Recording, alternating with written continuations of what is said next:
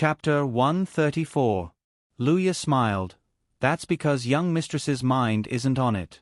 If you were, you would definitely be better than this servant. Look at how sweet your mouth is. Why are you still nagging here? Why don't you quickly brew a bowl of da hong pao tea for concubine Fong? Sang-won chuckled. Luya obeyed and smiled at concubine Fong. I don't know what kind of tea concubine Fong usually drinks. This da hong pao tea was newly acquired this year and I haven't drunk it many times. I don't know if it suits concubine Fong's taste. This concubine doesn't care about such things. Anything is fine. Young mistress must have spent a lot of money. Concubine Fong could only smile. Concubine Fong is too polite. This tea, isn't it meant for people to drink? There's no such thing as spending a lot of money. Sang-won smiled slightly. Luya poured the tea and handed it to concubine Fong. Sang-won smiled and said, Concubine Fong, have a taste. How does it taste? Concubine Fong saw the eagerness on Sang-won's face and smiled as she drank 2 mouthfuls. She didn't know anything about tea. No matter how good the tea was, it would taste the same in her mouth. However, she could not give face to Sang-won. She smacked her lips and pretended to taste it carefully. She smiled and praised, It's really good tea. It's more fragrant than the ones I usually drink. As long as concubine Fong thinks it's good. Sang-won smiled and said, This tea has a rich fragrance. It's rich but not bland. I also think it's good. If concubine Fong likes it, you can bring some back later. It's just that it's not much. I hope concubine Fong doesn't mind. Concubine Fong was flattered and quickly smiled. How can I accept this? This concubine will thank young mistress in advance. Hee, concubine Fong doesn't need to be so polite. Sang-won smiled and continued to talk about tea with concubine Fong. Concubine Fong wanted to speak a few times but couldn't find the right opportunity. She could only hold it in. Just as she was about to say something, Xingji came in from outside and whispered something in Sang-won's ear. Sang-won's expression changed slightly.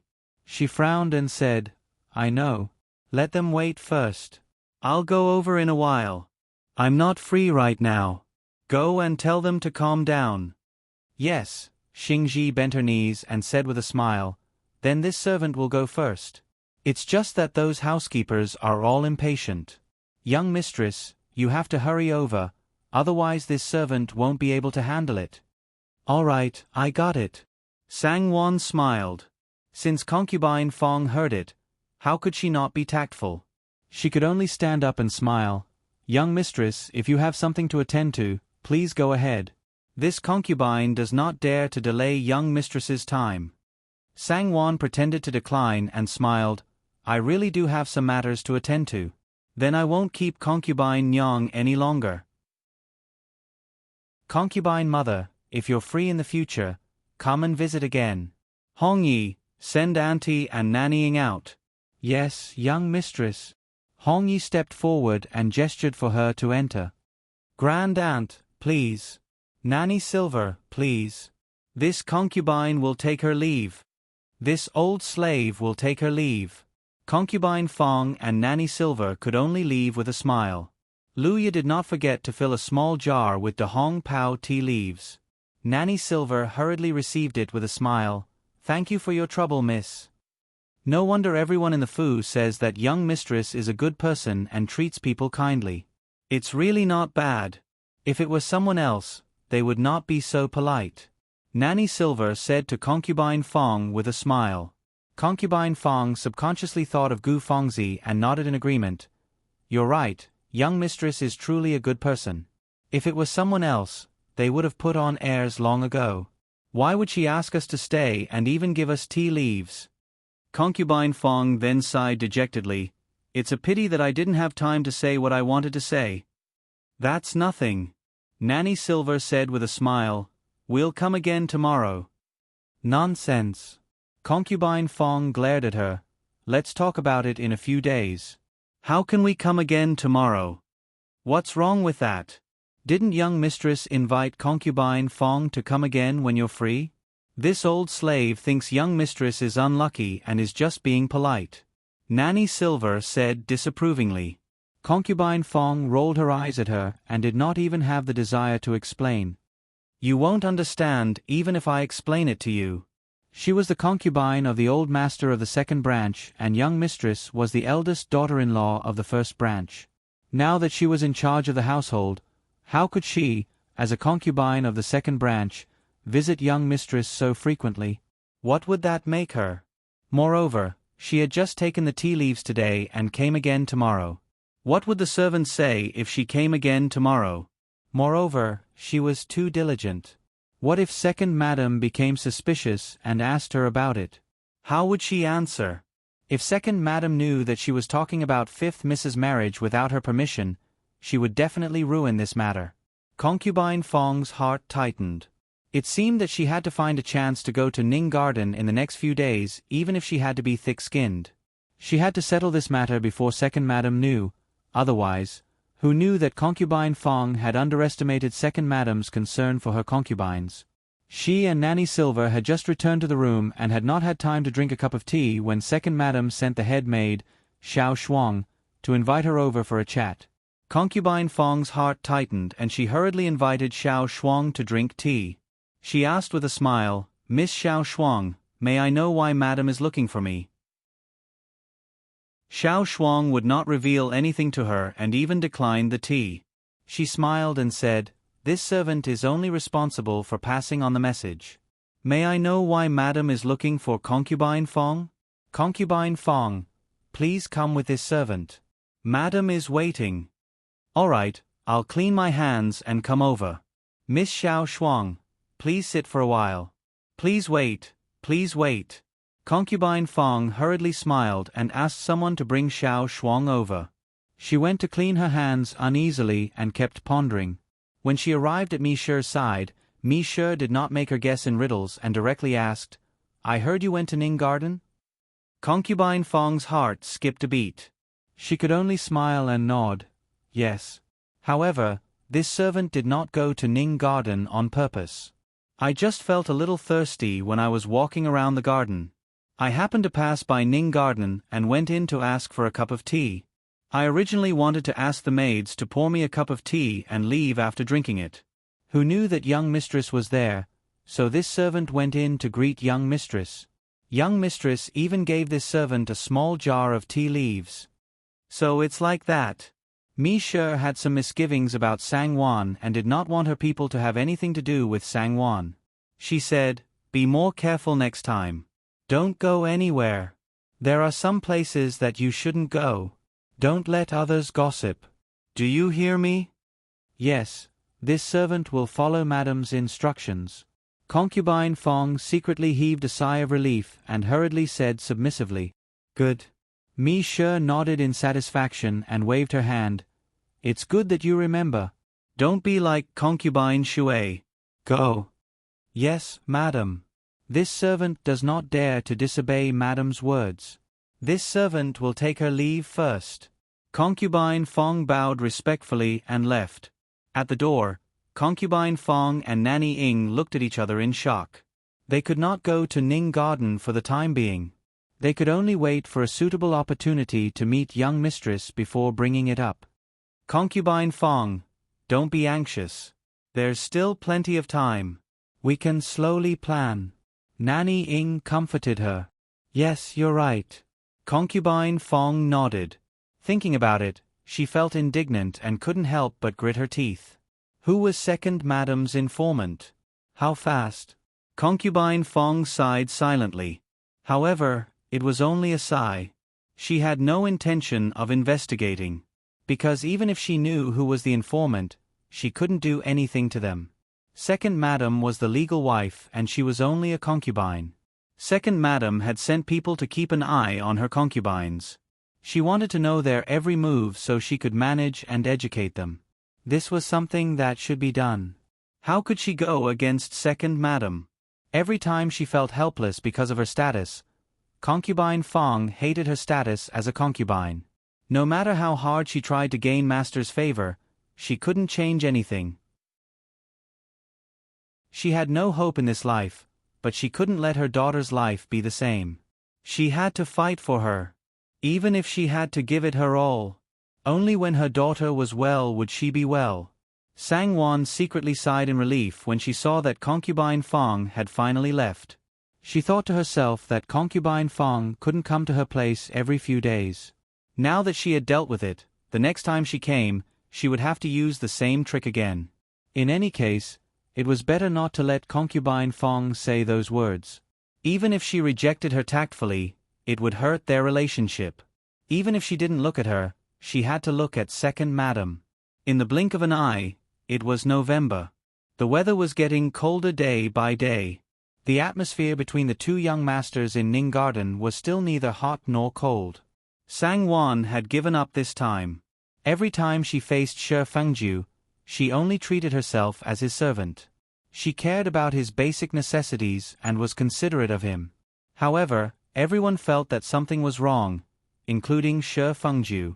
Shi Fengju originally thought that the resentment in her heart would dissipate after a few days, so he did not argue with her. But who would have thought that after 7 to 8 days, Sang-won would still treat him with the same attitude of keeping a distance from him?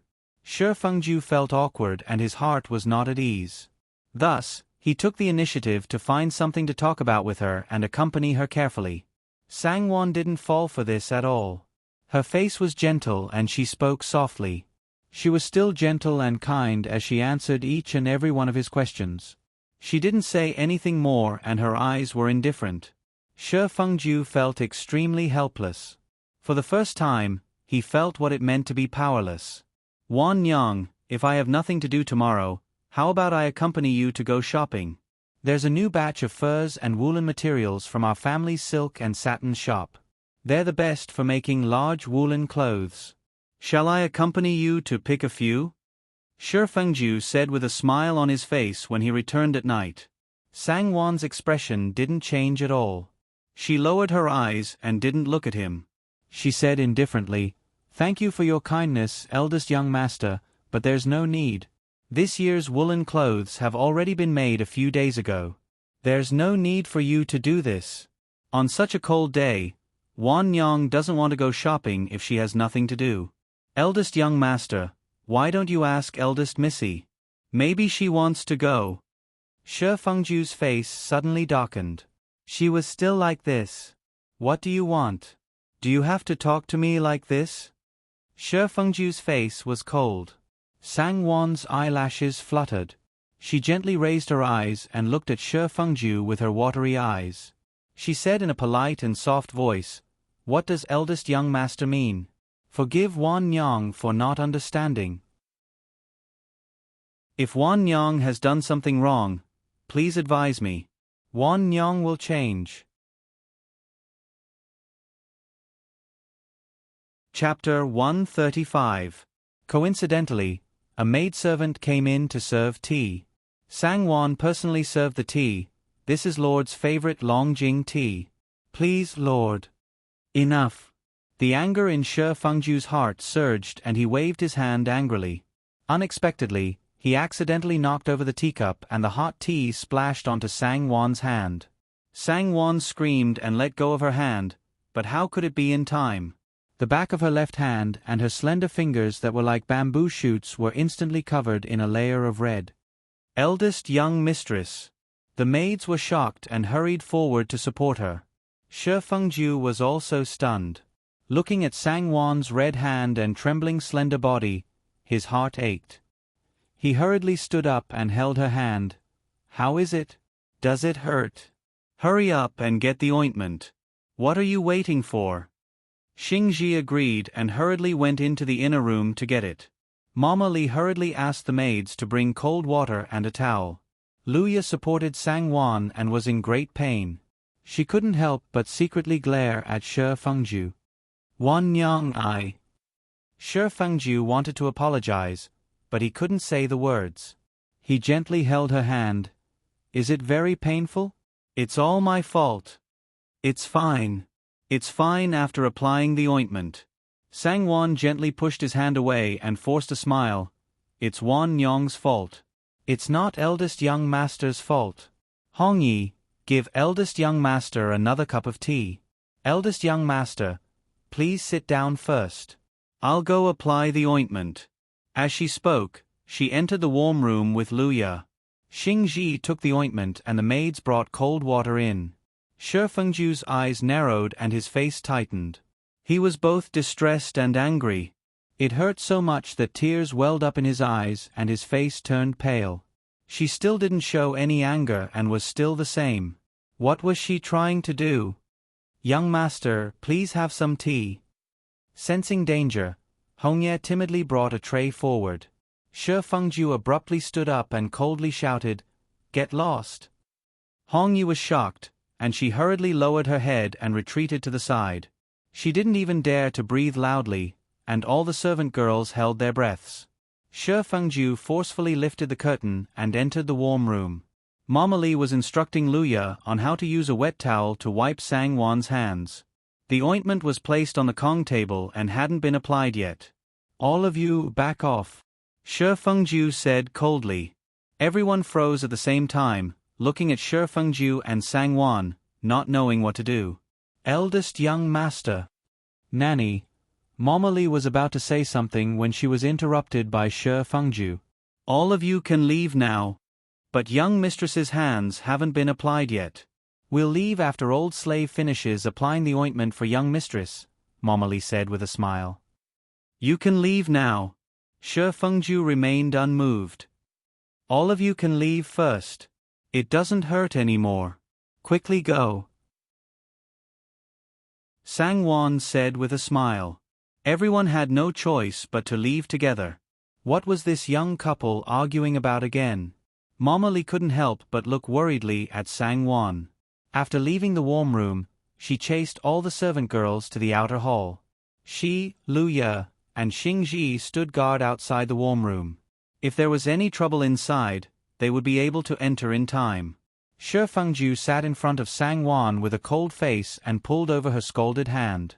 There were several blisters on her slender fingers, and some of the skin on the back of her hand was peeling. Her delicate hand looked very pitiful with her pink skin. Sangwon tried to struggle but to no avail. She could only let him hold her hand and hang her head down. "Does it hurt?" Shi Fengju asked gently. "How could it not hurt?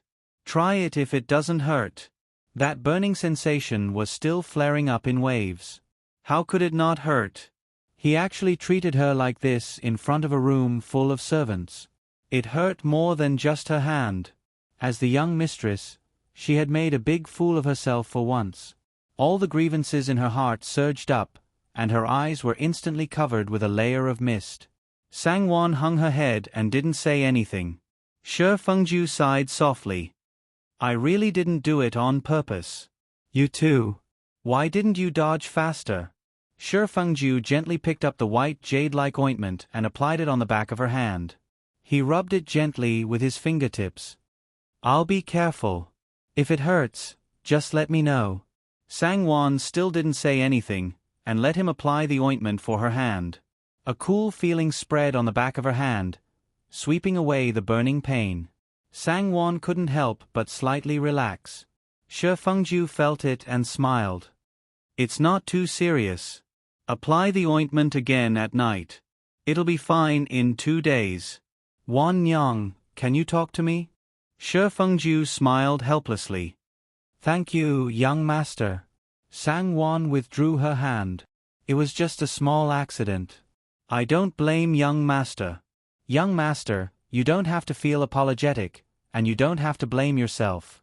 Shi Fengju's face sank again. He grabbed her wrist and said, "Wan Yang, when are you going to stop sulking with me? What do you want to do to appease your anger?" Sangwon raised her head and stared calmly at Shi Fengju. She smiled and said, "Young master, you're thinking too much. Why would Wan Yang be angry with young master?" Shi Fengju was met with a neither soft nor hard rebuke. He was so angry that he couldn't say anything. He stared at her and his breathing became rough.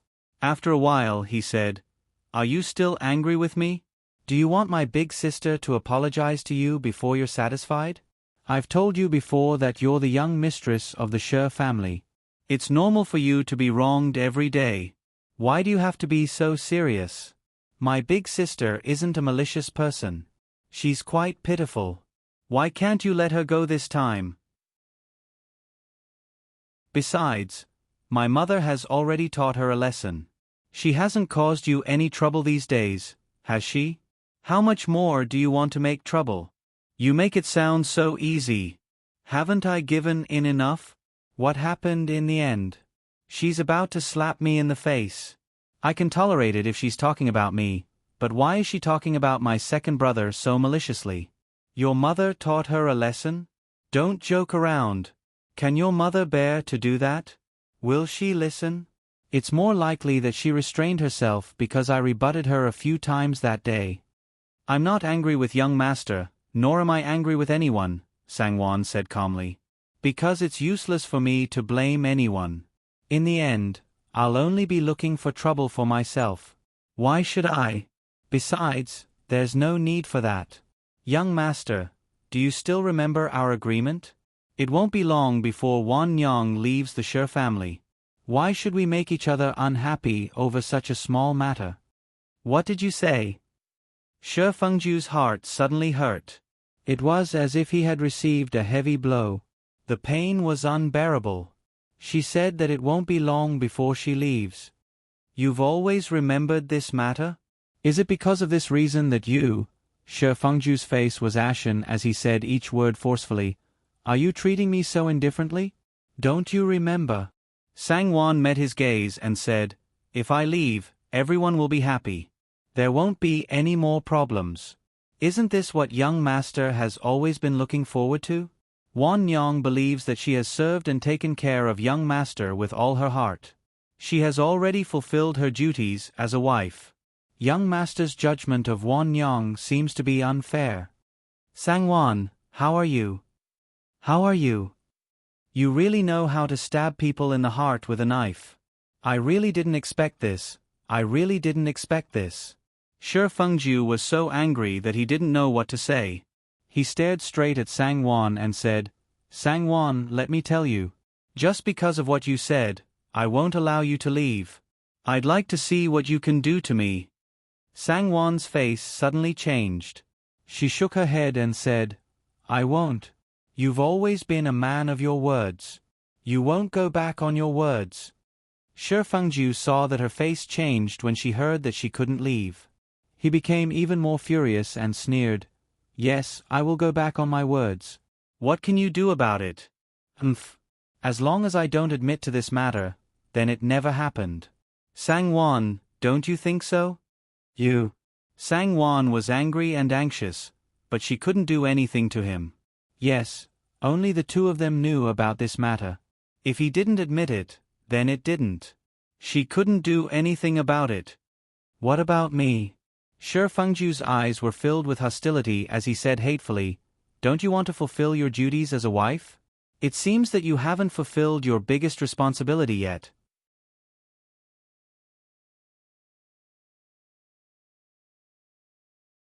Chapter 136.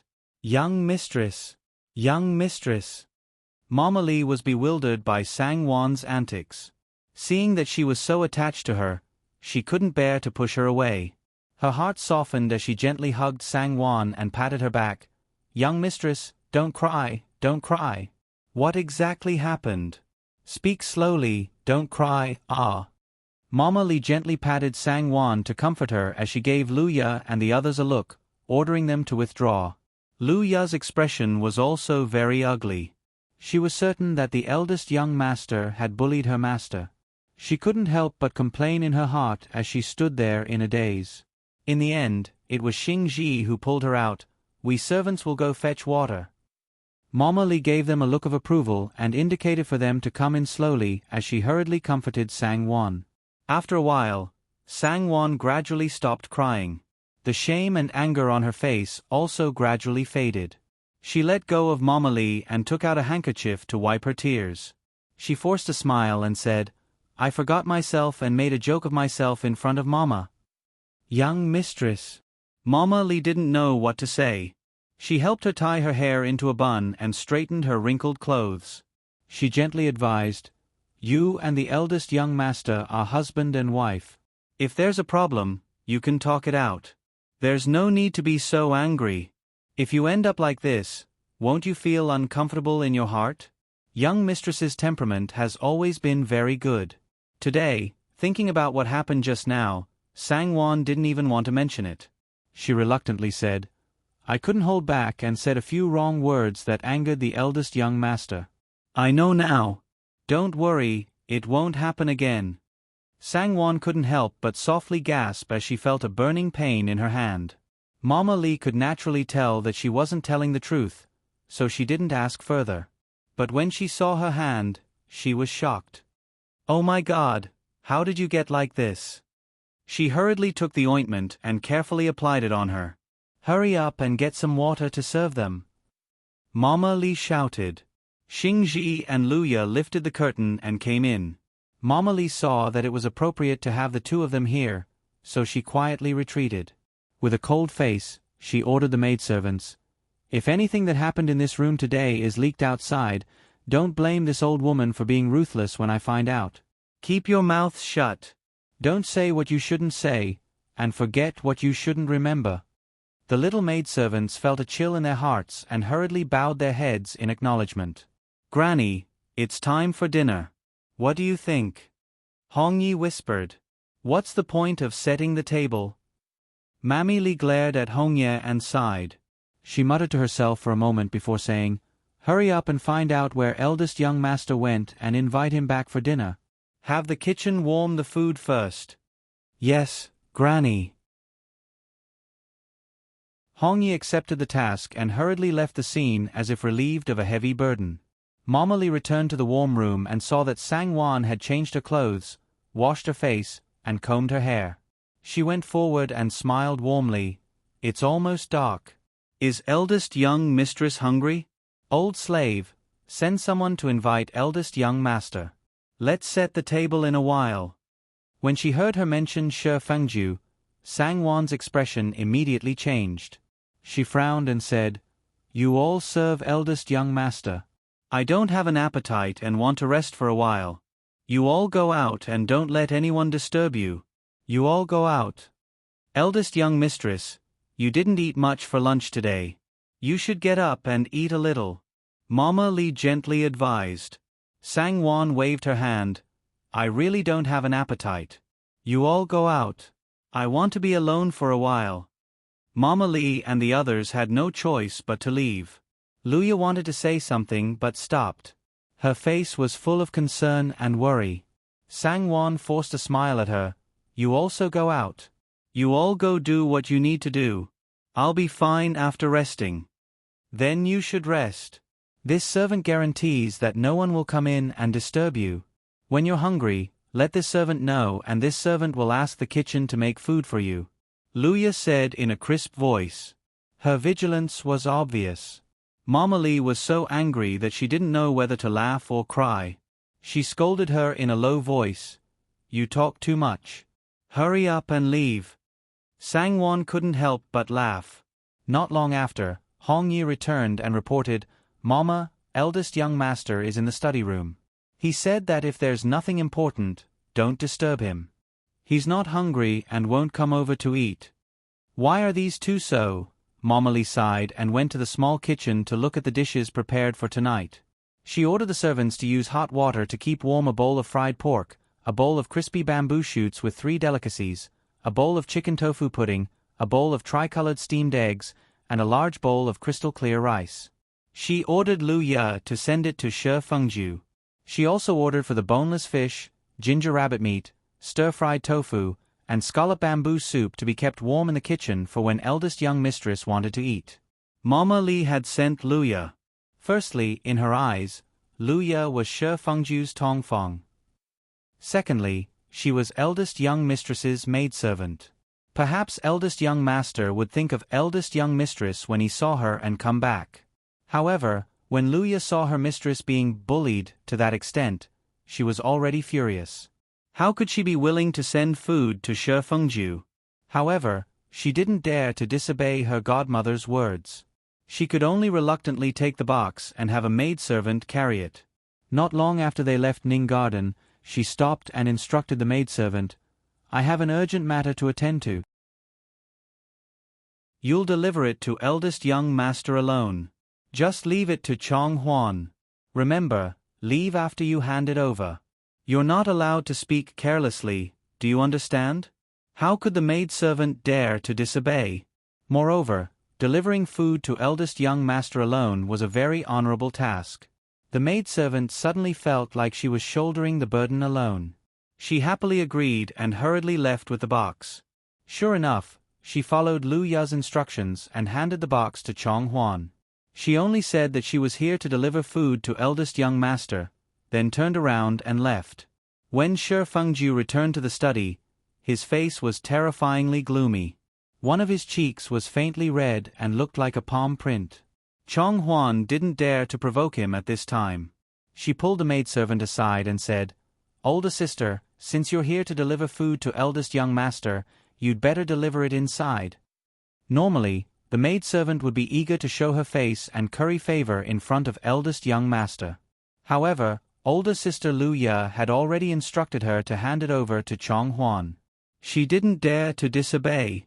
With older sister Lu Ya's temper, wouldn't it be terrible if she flared up? Moreover, the atmosphere today was strange. As long as one wasn't an idiot, they would be able to feel it. It would be too late to avoid it. Who would be so stupid as to approach it? "I still have something to do. You'd better hand it over to eldest young master." The maidservant hurriedly turned around and ran away. Chong Huan was helpless. She didn't dare delay for fear that the food would turn cold. She sighed and braced herself to knock on the door and enter. "Eldest young master, young mistress has ordered someone to deliver food to you. Would you like this servant to serve it to you now?" As soon as she entered, Chong Huan hurriedly spoke before Shi Fengju could chase her away. As expected, Shi Fengju forcibly stopped himself from saying the word, "scram." He said indifferently, "Young mistress ordered someone to deliver it? Where's the person who delivered the food?" He said that he still had something to do and has already left. Chong Huan smiled apologetically. Shi Fengju's expression immediately turned cold. He asked again, "Who delivered it?" Chong Huan wished she could slap herself on the head. She secretly regretted not keeping the maidservant just now. She thought to herself, eldest young master is really too much. In any case, it's young mistress who ordered someone to deliver the food. Why does it matter who delivered it? It's an unfamiliar maidservant. This servant doesn't recognize her. Shi Fengju coldly snorted, "I'm not hungry. Take it out." He knew it. At this moment, Sang Won probably hated him to death. How could she possibly deliver food to him? She definitely didn't send someone to deliver the food. Otherwise, why would she randomly point out a maidservant and directly hand her over to Chong Huan before running away? "Eldest young master, you should eat some. In any case, this is young mistress's goodwill." Scram! Shi Fengju dangerously narrowed his eyes and stared at Chong Huan. This frightened Chong Huan so much that she shrank her neck. "Yes, yes. This servant will take her leave." She hurriedly left. Shi Fengju subconsciously raised his hand to gently caress his face. His eyes suddenly narrowed and he didn't know what to think. His heart was in a mess. That night, Shi Fengju didn't return to Ning Garden to rest. He sent someone over to tell them that he had something to deal with and wouldn't be coming over for the next few days. He also had Chong Huan pack a few sets of household clothes and go over, as if they were living separately. Mama Li couldn't remain calm. However, she had no idea what had happened between the two of them. She had no way of persuading them. She could only smile and smooth things over. It's going to be the new year soon. There must be too many matters in the business. It's more convenient for eldest young master to stay in the study to deal with them. These days, we should ask the kitchen to make more nourishing food for eldest young master. What do you think, young mistress? When Sang Won heard that he wouldn't be coming back, she secretly sighed in relief. At the same time, she felt disappointed for no reason. She absent-mindedly said, "You can do as you see fit. There's nothing for us to worry about when you're doing things." Mama Li smiled and agreed. She took advantage of the situation and said with a smile, that's true, but your eldest young master's wife. What you do for eldest young master is different from what we servants do. If you did the same thing, eldest young master would be very happy. Sangwon smiled and didn't reply. She only acted as if she didn't know what she meant. Mama Lee secretly sighed and could only leave it at that. The next day. Peony Park. Is what you're saying true? Eldest cousin left Ning Garden with a face full of anger yesterday and didn't return? He also rested alone in the study last night? Gu Fengzi's voice was filled with excitement. It's absolutely true. Lan Xiang was also excited. She smiled and said, how could what this servant heard from the people in Ning Garden be false? But it's a pity that our people in Ning Garden only do some rough work. We can't find out what happened. Knowing this is enough. Gu Fengzi smiled coldly. I've waited for this day for too long. It's finally come. Sangwon, that slut, she's finally showing her foxtail. I want to see how long she can jump around after losing favor with eldest cousin this time. Young miss, as long as you grasp this opportunity, eldest young master will definitely change his mind. Lan Xiang hurriedly said. Do I need you to say that? Gu Fengzi rolled her eyes and sneered. I want to let eldest cousin know who is truly good to him and who is the most suitable woman for him. Eldest young master has only been confused by eldest young mistress for a while. He will definitely wake up one day. After all, you grew up with him. If it wasn't for eldest young mistress playing tricks, how could eldest young master treat you so coldly? This servant will help you prepare. When eldest young master returns from the business, we'll...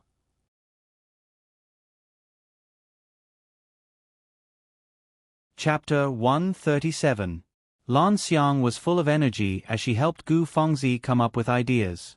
She couldn't wait for Gu Fengzi to reconcile with Shi Fengju immediately. On one hand, she was loyal to her master. More importantly, only when Gu Fengzi reconciled with Shi Fengju would her bitter days come to an end. These days, Gu Fengzi had been rebuffed by Shi Fengju. Naturally, he would vent his anger on her. This kind of feeling of living in fear and trepidation was really uncomfortable. No. Gu Fengzi's eyes lit up. Then, she held back and shook her head. Now is not the time. Let's wait a little longer. Let's talk about it in 2 or 3 days. It's also good for big cousin to think clearly about who really cares about him. Previously, she lost because she was too eager for quick success. Now, she had to learn to be calm and wait for the best opportunity. She couldn't repeat the same mistake. Humph. Men were all wretched wretches. The more they couldn't get, the more they wanted. She couldn't be so cheap and take the initiative to show goodwill. She had to think of a good idea. It would be best if he took the initiative to look for her. But young miss. Lan Xiang was anxious. How could she watch such a good opportunity fly past her eyes? She hurriedly said, young miss, if we delay, there will be changes. What if young mistress admits her mistake and reconciles with eldest young master? Then wouldn't we lose our chance? Young miss, don't forget that young mistress has Mama Lee by her side. How can Mama Lee watch young master and young mistress quarrel without saying a word? Young mistress can't disobey her words. Young master will also give her face. Gu Fengzi's heart trembled. That's true. What you said makes sense. Gu Fengzi's originally confident heart was immediately disrupted by Lan Xiang's words. It was as if a stone was thrown into a calm lake and stirred up ripples. That's right, Mississippi. We have to strike while the iron is hot. Lan Xiang continued to persuade her. Young master might be feeling depressed about Ri Zhong right now. If young miss appeared to comfort him and treat him well, would young master not remember the good things you did in the past? Isn't that just nice? You're quite enthusiastic. You're quite knowledgeable. I can't tell. Gu Fengzi raised her eyebrows and stared at Lan Xiang with a faint smile. This servant thanks miss for the praise. Lan Xiang happily bent her knees and thanked him. Suddenly, she felt that Gu Fengzi's smile and tone were a little strange. There was a slight coldness and vigilance. Lan Xiang's heart trembled and she hurriedly knelt down. Young miss, this servant is wholeheartedly and loyally thinking for young miss. This servant does not dare to have any improper thoughts. This servant is alone and has no one to rely on. The only person I can rely on is young miss. If you are well, then this servant is well. If you are neglected, then this servant will also suffer. All right. I know that you are loyal. Quickly get up. Gu Fengzi waved her hand and frowned slightly. Thinking about it, she might have been overthinking. She was just a servant who had no one to rely on. Other than relying on her, what else could she do? Initially, she had specially bought Lan Xiang to be her confidant and nurtured her because she did not have any connections with the Shi family and was easy to control. She guessed that this servant would not dare to have any disloyalty. However, that last sentence was really unpleasant to hear. When had she, Gu Fengzi, ever been neglected? She was just observing her mourning. Keep an eye on him. Once eldest cousin comes back, quickly come and tell me. Also, give 2 taels of silver to the kitchen and let Aunt Han make a pot of bamboo chicken soup for me. Yes, young miss. Lan Xiang's spirit rose and she hurriedly replied and got up from the ground. Do you want to prepare young Miss's clothes and accessories first? Gu Fengzi lowered her head and looked at the plain clothes she was wearing. A trace of disgust flashed past her eyes. No need. Just these simple clothes are fine. Anyway, each piece is more or less the same. Humph, how can those pieces of scrap metal be called accessories? Lan Xiang did not dare to say anything else and hurriedly went to prepare. Before Lan Xiang's advice, Gu Fengzi was full of confidence and was very calm. However, after hearing Lan Xiang's words, she could no longer remain calm. She was simply restless and her heart was in a mess. How could she have any intention of staying for 3 to 4 days? She couldn't wait for Shi Fengju to come back so that she could immediately go and find him. She was also afraid that if she didn't move fast enough, Ning Garden would be the first to kidnap him. Then she would have been happy for nothing. Even if that slut Sang Wan was unreasonable and refused to take the initiative to give in, there was still that shrewd Mama Li in Ning Garden. Gu Fengzi's guess was right. Mama Li really did try to persuade Sang Wan. There are times when teeth and tongues meet, let alone 2 people. What kind of overnight grudge do 2 people have? This kind of life has to go on, right? Young mistress, listen to what old slave said. After this night, all your anger should have dissipated, right? If there's anything, just talk it out. It's going to be the new year soon. If First Madam finds out that you and eldest young master are like this, won't she be sad? Young mistress, should old slave ask someone to watch over eldest young master and invite him over when he comes back? Then ask the kitchen to make a few dishes that you 2 like and prepare a pot of good wine. Everything will be fine after you talk things out.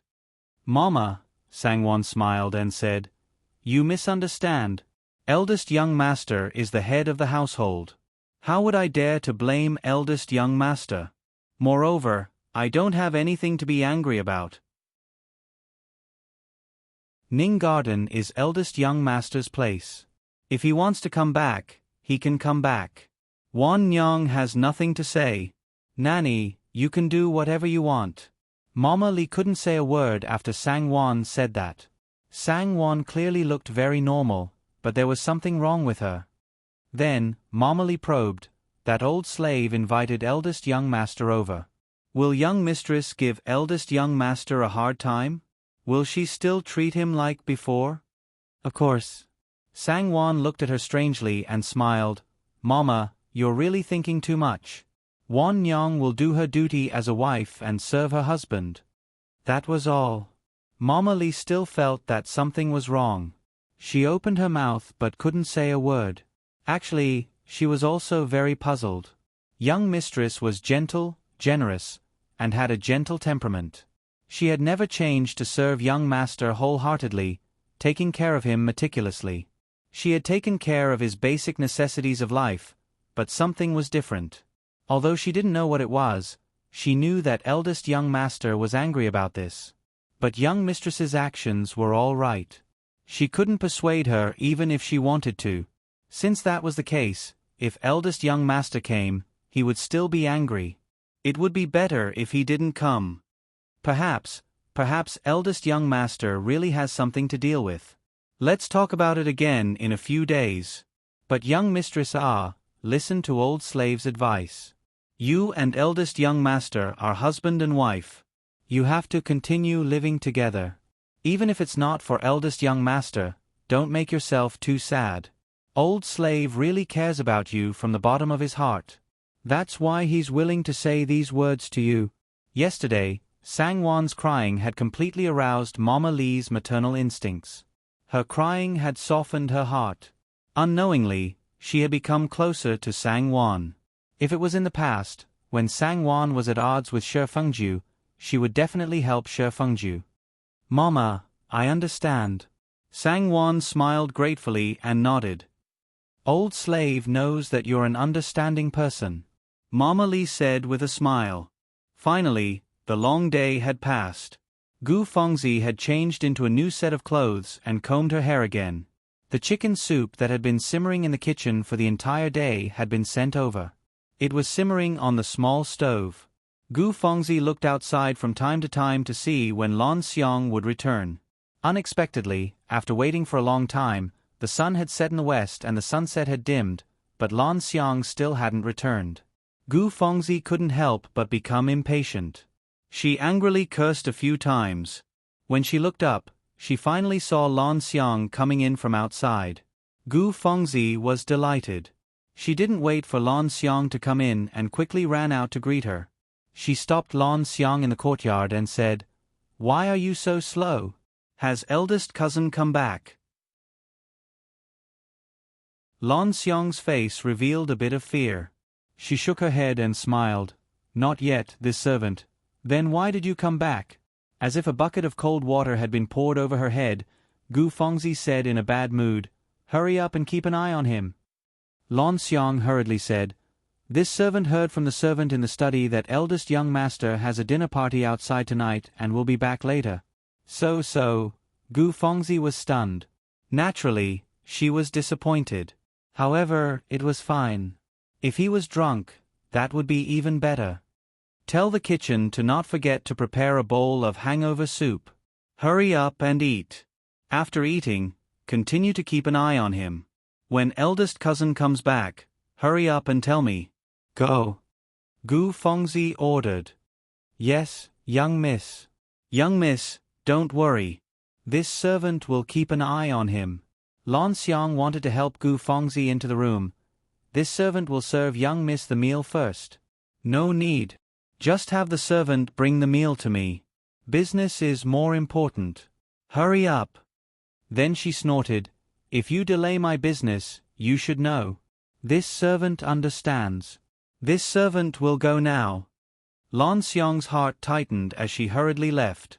When Shi Fengju returned, the moon was already in the middle of the sky. Lan Xiang confirmed that he had returned to the study and hurriedly ran back to Peony Park to tell Gu Fengzi. Gu Fengzi had been waiting for an entire day, and the opportunity had finally arrived. She felt as though the clouds had finally parted and the moon had finally seen the light. She could not help but smile brightly. "Quickly serve the hangover soup. We'll head over now." "Yes, young miss." Lan Xiang ignored her exhaustion and hurriedly replied. When the hangover soup was served and they were about to leave, Gu Fengzi stopped in her tracks. "No, let's wait for a while more. We can't go too quickly. If they left too quickly, it would be too obvious." Gu Fengzi forced herself to calm down. At the very least, it would take a quarter of an hour. Lan Xiang wanted to persuade her again, but when she saw her young miss's determined expression, she obediently shut her mouth. She said, "Yes," and obediently stood to the side to wait. To an impatient person, a quarter of an hour of torment was essentially the same as a day of torment. After waiting for so long, Gu Fengzi said, "Let's go." She walked out with large strides. Lan Xiang hurriedly carried the food box and followed. When they reached the courtyard of the study, Gu Fengzi took the food box from Lan Xiang's hands. She took a few deep breaths to calm her anxious expression and slowly walked in.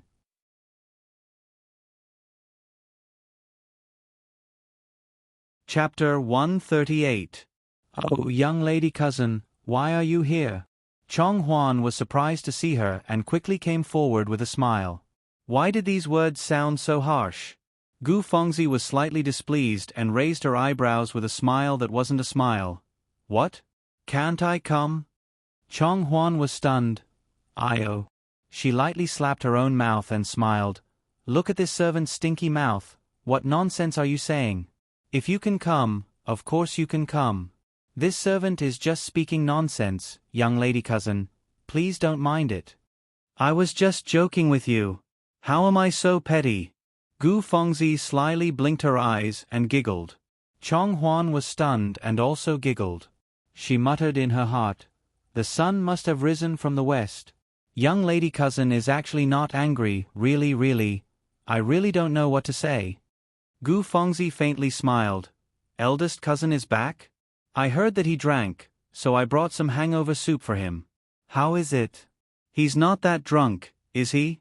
You guys, if you go out with eldest cousin, you should at least advise him to not drink too much. It's not good for his body to get drunk.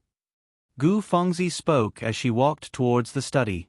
Chong Huan wanted to stop her but didn't dare to go forward. She could only quickly follow and listen to her lecture as she quietly said, Yes. Young lady cousin. Chong Huan finally gathered her courage and stopped Gu Fengzi at the door of the study. She smiled and said, It's late and cold. Young lady cousin, you should quickly go back and rest. This servant will send the hangover soup. Hee, young master is a bit drunk. I'm afraid that young lady cousin won't be able to speak even if you go in now. Eldest cousin is drunk. Gu Fengzi anxiously said, No. Then I have to take a look. Don't disturb him, quickly open the door for me. Young lady cousin. What? Gu Fengzi narrowed her eyes dangerously as she stared at Chong Huan. Her tone was slightly cold. This servant doesn't dare. Chong Huan was shocked and hurriedly opened the door. Gu Fengzi called out, Cousin, a few times and walked straight to the side room where Shi Fengju usually rested. Sure enough, she saw him lying on the Kong bed, covered with a blanket. Big cousin. Big cousin. Gu Fengzi shook him with heartache. Shi Fengju didn't drink much and was only half sober. He opened his eyes and saw Gu Fengzi. He immediately sat up and frowned. Cousin? Why are you here? It was this sentence again. Master and servant were truly of the same mind. Gu Fengzi's heart was filled with hatred, but her face was full of gentleness and worry. I heard that you were drunk, so I came over to take a look. Look at you, why are you lying here instead of returning to Ning Garden after getting drunk? Elder sister would be so heartbroken if she knew. Shi Fengju might believe these words if it was said by someone else, but when it came from Gu Fengzi, he only felt that it was ridiculous and disgusting. This woman still liked to treat him like a fool and play tricks on him. If there's nothing else, you can go back first. I didn't drink much and will be fine after a quiet rest. Shi Fengju said lightly. Gu Fengzi observed Shi Fengju's expression and noticed that when she mentioned Sang Wan, there was a slight change in his expression. She couldn't help but secretly rejoice. Sure enough, there was a problem. Good, that's great. I'll go back after you drink the hangover soup. I specially asked someone to make this soup for you. It will help you sober up and calm your nerves. I guarantee that you'll have a good night's sleep after drinking it. Come, drink it quickly. Gu Fengzi said as she ordered Lan Xiang to bring out the hangover soup. When did she become so obedient? Shi Fengju was also a little surprised. He thought that he had drunk too much and was hallucinating. Leave it here. I'll drink it myself later. Shi Fengju shook his head. Her behavior was too strange, and it still made him very uncomfortable. Eldest cousin, drink it quickly. Otherwise, won't you feel uncomfortable? I really care about you. Ever since we were young, haven't we always? Cousin. Shi Fengju didn't want to hear about the past. He interrupted, You can go back first. Eldest young master. Before Gu Fengzi could say anything, Momoli came in with a lunchbox in her hand. When she saw Gu Fengzi, she couldn't help but be startled. Oh, why is Miss Gu here too? This was the third time she had heard this tonight. No matter how good-tempered Gu Fengzi was, she couldn't help but get angry. Moreover, she wasn't a good-tempered person to begin with. What? I can't come? I'm here to show my concern for my husband. Do I need Mama Li's permission to come? Gu Fengzi said unhappily. Miss Gu, what are you saying? Mama Li smiled and said, Eldest young master drank tonight and needs to rest. Miss Gu, don't disturb eldest young master anymore. Quickly go back. Gu Fengzi was already secretly regretting her sarcastic words. If she were to fall out with Mama Li in front of Shi Fengju, wouldn't all her previous forbearance be in vain? She was regretting it in her heart, but when she saw that Mammy Li was still so good-tempered, she felt happy and said with a soft smile, I was about to leave. I brought some hangover soup to serve eldest cousin. After drinking it, I was ready to leave. I didn't expect that Mammy Li also came. Fengzi was a little rude just now. Nanny, please don't take it to heart. Possessed by a ghost? Mama Li jumped in fright and stared at Gu Fengzi in astonishment. She looked at her from head to toe to make sure she did not see wrongly. Gu Fengzi was angered by her undisguised gaze and expression. She thought to herself, you wretched old woman, you're just born to be cheap. I'm giving you a little face, but you're not used to it. Nanny, is there something wrong with Fengzi? Although she thought so, she did not show it on her face. Instead, she smiled embarrassedly. There's nothing like that. Mama Li retracted her gaze and laughed without holding back. This old slave just felt that it was strange. How did Miss Gu suddenly change into a different person? So Miss Gu is here to deliver hangover soup to eldest young master. What a rare occurrence. Gu Fengzi especially disliked Shi Fengju drinking outside. Every time Shi Fengju returned with the smell of alcohol, she would throw a tantrum and grumble. Why would she prepare hangover soup for him? But at that time, Shi Fengju doted on her and coaxed her instead. He was not even in the mood to drink the hangover soup that Mama Li personally prepared. Mama Li was both distressed and angry. Every time, it was unbearable. When Gu Fengzi heard that, she took advantage of the situation and said, Nanny, what are you saying? Fengzi's heart is actually for big cousin's good. In the past, Fengzi didn't like big cousin drinking outside because drinking is bad for his health. That's why Fengzi was so angry every time. But now, Fengzi understands that with the Shi family's business being so big, it's inevitable for big cousin to drink outside. How can he not touch a drop of wine? Fortunately, big cousin is a sensible person and never drinks excessively. Fengzi's heart is at ease. Nanny, big cousin has always been obedient to you, so you have to persuade him more. Mama Li was stunned again and was speechless. What was Miss Gu trying to do? Since Nanny is here, Fengzi can rest assured with Nanny taking care of big cousin. Just now, big cousin refused to drink the hangover soup and Fengzi was about to persuade him. Nanny, it's better for you to persuade him. Then, Fengzi will take her leave first. Gu Fengzi smiled again and looked at Shi Fengju affectionately. She nodded to Mama Li and turned to leave. Miss Gu, the old slave did not have the intention to chase you away. Mama Li regained her senses and quickly said, Listen to what Nanny said. How can Nanny be such a person? Fengzi has never thought of it that way. Gu Fengzi smiled good-naturedly and looked into Mama Li's eyes. She said frankly, these days, Fengzi has thought about many things and understood many things. Nanny, if Fengzi has offended you in the past, please forgive me. In the future, Fengzi knows what to do. Nanny, please be at ease. After that, she smiled sweetly and left with Lan Xiang. Mama Li opened her mouth but was speechless for a long time. Shi Fengju's gaze deepened. He glanced at Mama Li and secretly shook his head. Nanny is smart, but there are times when she can't see things clearly. In the past, he could not see Mount Tai, but now, how could the truth escape his eyes? Shi Fengju sneered in his heart. Don't treat him like a fool. It was enough for him to do such a foolish thing once. If he were to do it again, he would not be fit to be in charge of such a huge family business. People really need to experience something before they can understand reason. Momali said as she scooped out a bowl of hangover soup and gave it to Shi Fengju. She smiled and said, "Young master, drink it while it's still hot.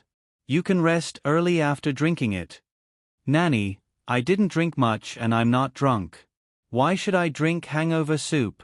Shi Fengju smiled bitterly. "If not for the two of you coming over, I would have fallen asleep long ago." As for whether he could really fall asleep, Shi Fengju did not consider it. "That won't do." Mama Li forced the bowl into his hands. "Miss Gu is right about one thing. Your health is important. You can't be so careless with your health. Drink it quickly, or else Nanny will feel uneasy." Shi Fengju had no choice but to drink half a bowl. "That's good," Mama Li said happily. "Old slave will go back first. Ask Chong Huan to come in and serve you." "Nanny," Shi Fengju saw that Mama Li did not mention Sang Wan and finally could not help but ask hesitantly, "Wan Yang Shi, is she okay?" Mama Li was happy to see that he was still thinking about Sang Wan. She smiled and said, she's fine. The ointment is very effective. The injury on my hand is almost healed." "Young master, it's not that old slave wants to scold you, but what did you do to make young mistress cry like that yesterday?" Old slave has never seen young mistress lose her composure. "It really makes my heart ache." "Yesterday, did she cry for a long time?" Shi Fengju's heart tightened. He could not help but think of that woman's embarrassed, angry, and tear-stained face. His heart ached for her.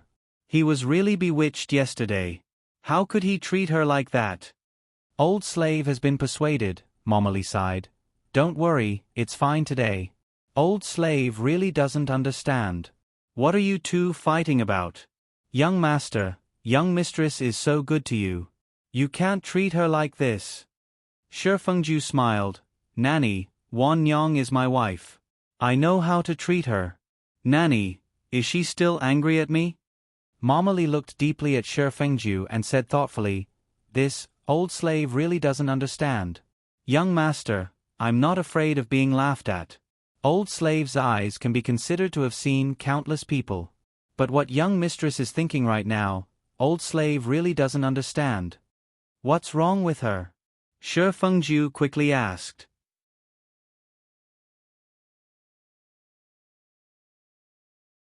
Chapter 139. Mama Li said with a headache, "Old slave tried to persuade young mistress today, but young mistress had a smile on her face and spoke amiably and calmly. She didn't look like she was angry at all. She understood the reason.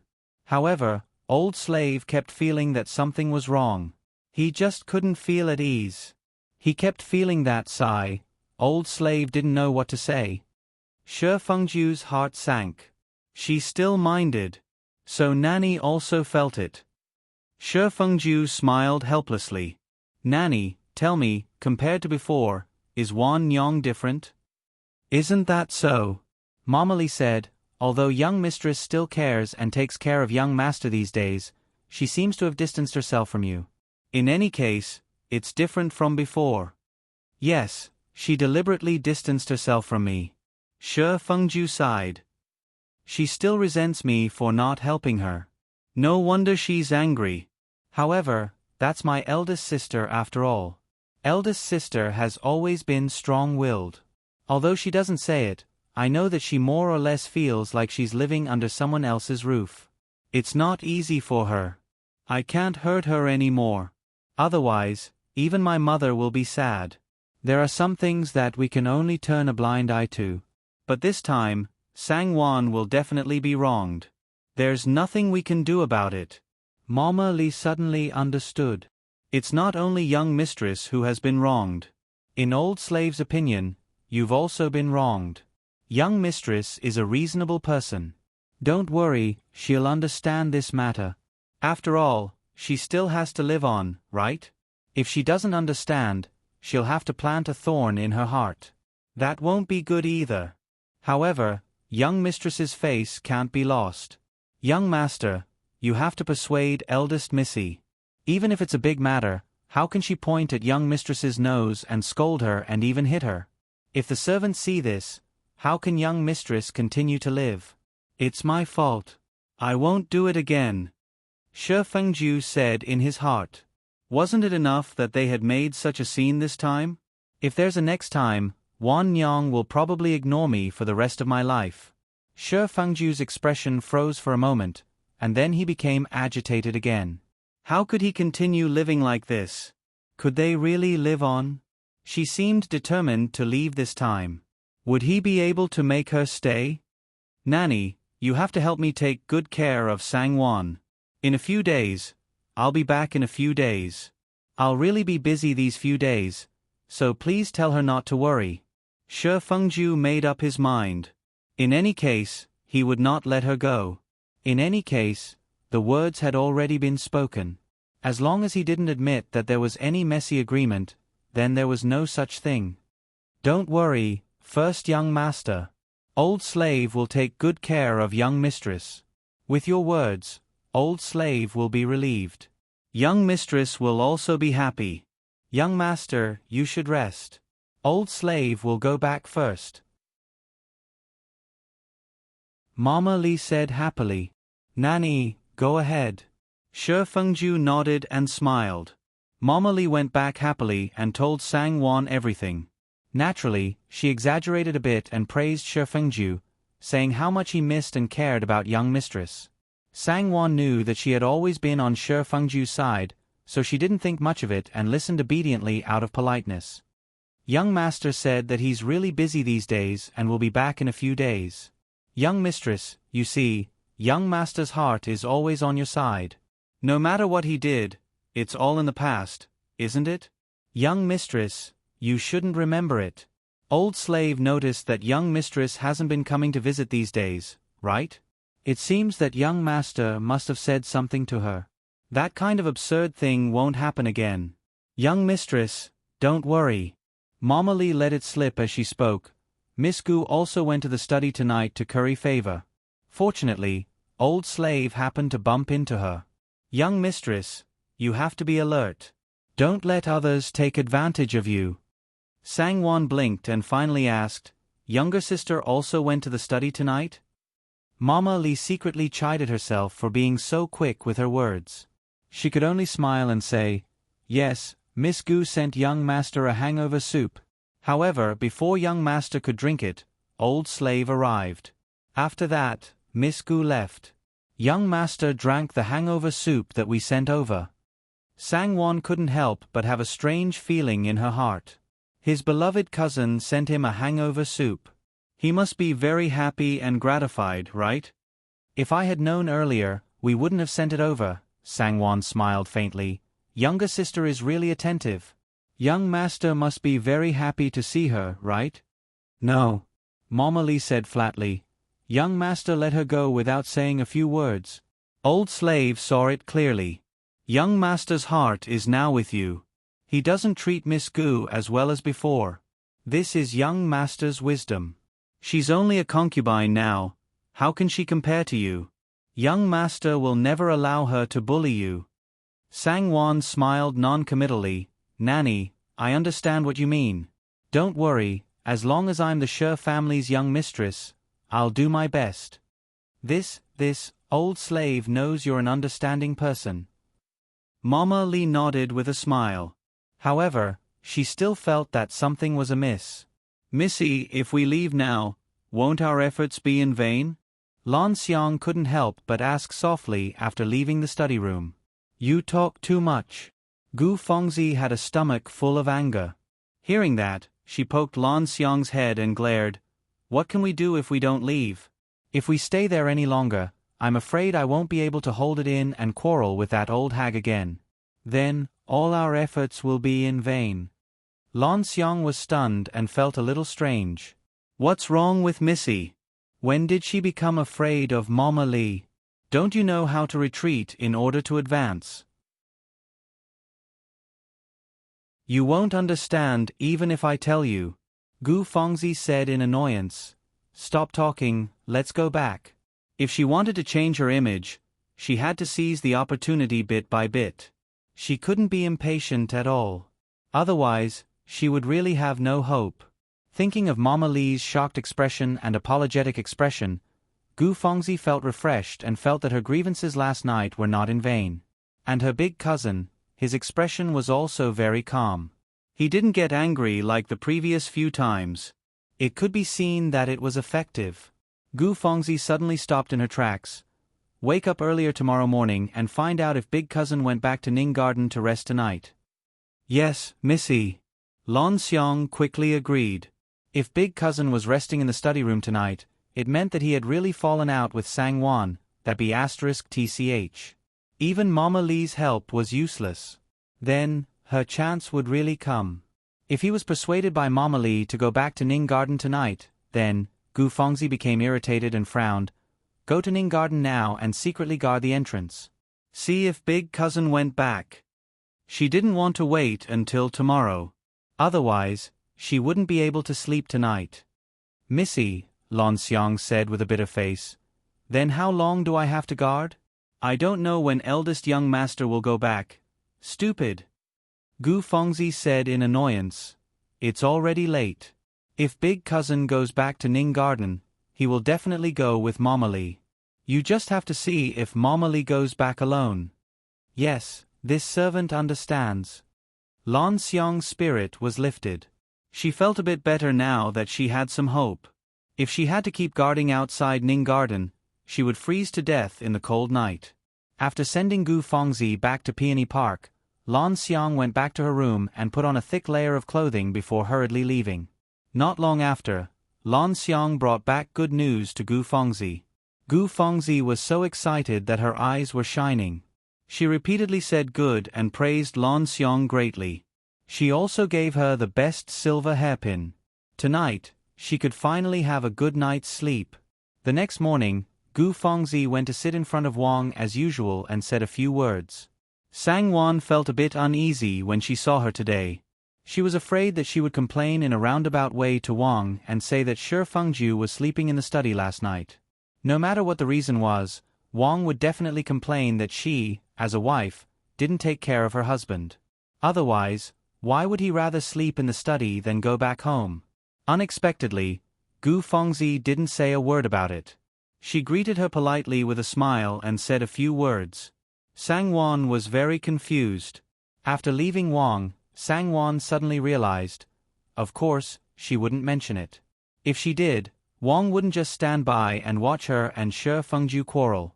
She would definitely intervene and mediate. Of course, this wasn't what Gu Fengzi wanted to see. She was afraid that not only would she not mention it, she would even kindly help her cover it up. Sang Wan's guess was right. Gu Fengzi was thinking this way. She couldn't wait for them to quarrel as much as possible. She wouldn't do something that would harm herself. Not long after Sang Wan left, Shi Fengju also came over. Unless he had something urgent to deal with, he would always pay his respects to Wang before leaving every day. After Shi Fengju left, Gu Fengzi couldn't help but say to Wang, "Cousin looks a little haggard." Oh. Wang immediately took this to heart. She thought about it and said, "Really? I didn't pay much attention to it just now." "I think so too." Shi Yumei seized the opportunity to complain about Sang Wan.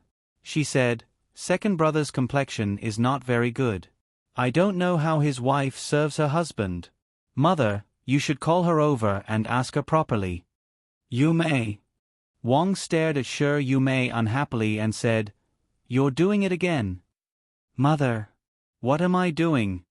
Shi Yumei said discontentedly, "Didn't I already listen to you? These days, I just acted as if I didn't see her. I didn't make trouble for her. Are you still not satisfied? Don't tell me that I have to be her slave and listen to her orders. Then you should kill me with that knife as soon as possible. Besides, I didn't say anything wrong. As his wife, shouldn't she take care of second brother?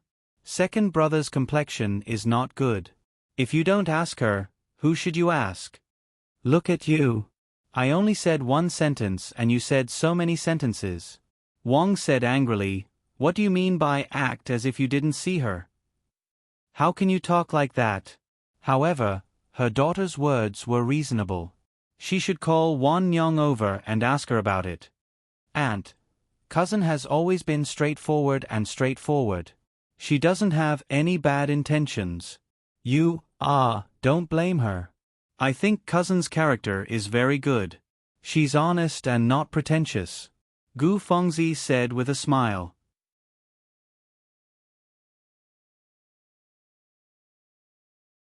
Chapter 140. Look at mother, even Fengzi said the same thing. Only Fengzi knows what's going on. All of you are blaming me.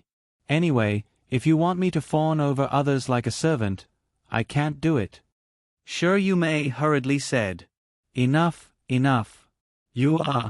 It's all mother's fault for spoiling you. When you hit a wall, you'll know what's good for you. Wang glared at her unhappily.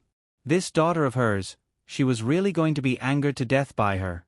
Forget it, she'll just let her be. These days, she had really restrained herself quite a bit. It's fine if everyone's face is all right. Wang was about to ask someone to invite Sang-Wan over when Gu Fengzi hurriedly said with a smile, "This is Aunt Wang doting on cousin Fengzi." Which mother wouldn't dote on her own daughter and be willing to let her be wronged? But cousin Fengzi's words are a little biased. Sister Fengzi has always been attentive and takes good care of big cousin. I'm sure she won't fail to take good care of big cousin. Hey! She bullied you so much and you're still speaking up for her. Sure Yu Mei became anxious and almost jumped up to cut off Gu Fengzi's words. Gu Fengzi hated to be interrupted when she was talking, so she was a little unhappy. But how would she dare to have an opinion on Sure Yu Mei? She smiled good-naturedly and hurriedly said, "Cousin Fengzi, you can't say that. Sister Fengzi has never mistreated me, so why would she? Why wouldn't she? You clearly..." Sure Yu Mei was anxious and was about to say how you clearly told me to prepare a bunch of examples to explain. Gu Fengzi became even more anxious and hurriedly cut her off. "I really won't. Otherwise, why wouldn't Aunt Wang stand up for me and allow her to bully me?" Aunt Wang.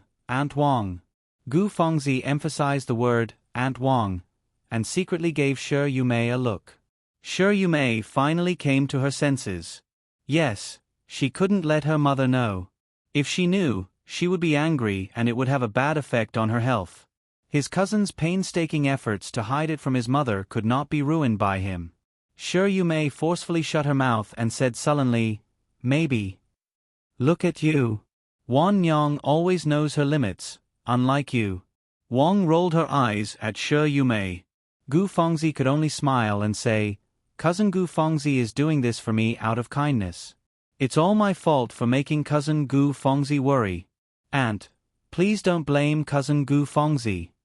Fengzi, you're getting more and more sensible." Wang praised with a smile. "It's all thanks to Aunt Wang's good teachings." Gu Fengzi smiled modestly before continuing. "Perhaps it's because it's nearing the end of the year, and there are too many things to do in the business. There are also a lot of accounts to check and settle.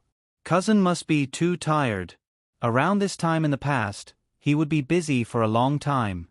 "That's true. How could I have forgotten about this?" Wang felt even more sorry for her son and sighed, but it can't be helped. Other than Fengju, there's no one else who can help him with these matters. It must be hard on this child. As Wang Shi spoke, she instructed Nanny Jiang, "Tell the kitchen to make more nutritious, nourishing, and delicious food for young master every night. Also, I have 2 caddies of bird's nest here. Send it to Ning Garden later. See if there are any good old ginseng and send 2 good ones together." Nanny Jiang quickly bowed and agreed. Aunt really cares for cousin Gu Fengzi. No wonder he's so filial to you. Gu Fengzi praised with a smile. Which mother doesn't care for her son? Wang smiled and waved her hand disapprovingly. Hearing her words, she felt very comfortable. Gu Fengzi then said, "All right, Aunt, I'm quite free now. I think I can help cousin Gu Fengzi share some of his burden. I wonder if..." Sure Yu Mei's eyes lit up and she clapped her hands with a smile. "I think that's the best. Anyway, you've helped second brother with the business accounts in the past years. With you sharing the burden, second brother won't be so tired." Wang also felt that it was a good idea, but she asked again, "But, are you really free?"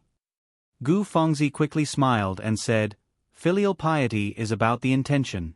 Once the intention is there, filial piety will be fulfilled. I'll burn 3 joss sticks every morning and night, chant the scriptures, and kneel on time every day. I believe Father's spirit in heaven can feel my sincerity. Besides, Father has ordered me to repay the Shi family. Whatever I can do for the Shi family and share some of their burden, that's Father's wish. That's the greatest filial piety." "Yes, Mother, what Fengzi said makes sense." Shi Yumei nodded her head in agreement and joked, "Besides, Fengzi is now part of our family. Isn't it normal for a family member to share some of her burden?" "What you said makes sense too." Wang naturally doted on her son more. She was more than willing to let Gu Fengzi lighten her son's burden. She smiled and said, "In that case, you should inform Fengju tonight." "Aunt," Gu Fengzi was a little hesitant before she smiled and said, "Aunt, can you inform big cousin about this?" "I'm afraid." "Yes, Mother." Shi Yumei added, "Otherwise, those who don't know might think that Fengzi is trying to compete for favor and spread rumors about disrespect during the filial piety period. Wouldn't that ruin Fengzi's reputation? Her good intentions would be wronged." Wang Shi ignored Shi Yumei's words and couldn't be bothered to reply. She nodded and said, "All right, I'll let Fengju know when he comes back." "Thank you, Aunt." Gu Fengzi was happy and quickly got up to thank her. She looked at Shi Yumei gratefully and the two smiled at each other. Gu Fengzi was naturally happy to have her wish fulfilled. Shi Yumei was even happier to see Shi Fengju neglect Sang Wan. From this point alone, the alliance between the two was unbreakable. Gu Fengzi knew when to stop. She accompanied Wang and said a few words before obediently saying that she wanted to go back to fulfill her filial piety. Wang smiled and nodded. In the evening, when Shi Fengju was about to return, Gu Fengzi went to Wang's place. Originally, she wanted to be more reserved and wait for news in Peony Park while waiting for Shi Fengju to invite her. But the more she thought about it, the more uneasiness she felt in her heart. Big cousin's mind had been muddled by Sang Wan, that be *tch. He was no longer as rational as he used to be, and would no longer treat her as well as before. If she was by his side, she might be able to add a bit of weight. Even if he were to say something, she would be able to explain herself. If she was not around, Aunt Wang would be easily persuaded by her cousin. Gu Fengzi didn't realize that in her heart, she already knew that Shi Fengju's heart wasn't with her. That was why she came up with so many ideas. Hee, you child, you're too impatient. Fengju isn't back yet. Don't worry, when he comes back, I'll definitely tell him. Wang saw her come over and couldn't help but smile and joke. Mother, Fengzi is just worried about second brother. Before Gu Fengzi could say anything, Shi Yumei had already taken the initiative to explain, otherwise, she would be happy to enjoy her life in Peony Park. Gu Fengzi hurriedly said, Big cousin is the head of the household and also Fengzi's lifelong support. Fengzi's concern for big cousin is only natural.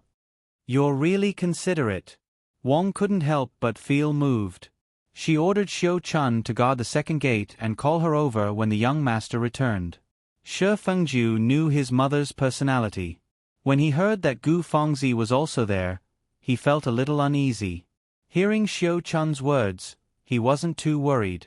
He went back to the study room to wash his face and change his clothes before heading to the main courtyard. The moment he entered, Wang stared at his face. Shi Fengju was baffled. He raised his hand to touch his face and smiled. Mother, is there something dirty on my face? Or do you not recognize me? Why are you staring at me like that? Nonsense.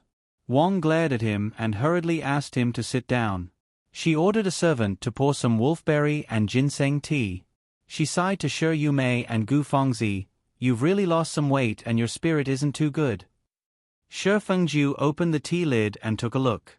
He frowned and put it aside before instructing a servant, change it to Longjing or Biluakun. You're not allowed to change. Wang hurriedly said, This is the ginseng tea that mother specially asked someone to brew for you. It's good for your body. Why are you changing it for no reason? Quickly finish it. Mother. Shi Fengju didn't know whether to laugh or cry. My body is fine, what's there to nourish for? I'm not used to drinking this. What? You don't listen to mother anymore? Wang was distressed and displeased. Isn't mother doing this for your own good? Look at you, your face is haggard and you're still saying that you're fine. Xiao Chun, quickly serve the ginseng tea to eldest young master. Yes, eldest madam. Xiao Chun picked up the tea again and offered it. Eldest young master, you should drink it. Shi Fengju knew that if he didn't drink it, mother would come in person. He couldn't wait for her to come in person, so he could only take 2 sips. That's more like it. Wang smiled with satisfaction. She reminded him, it's almost the end of the year.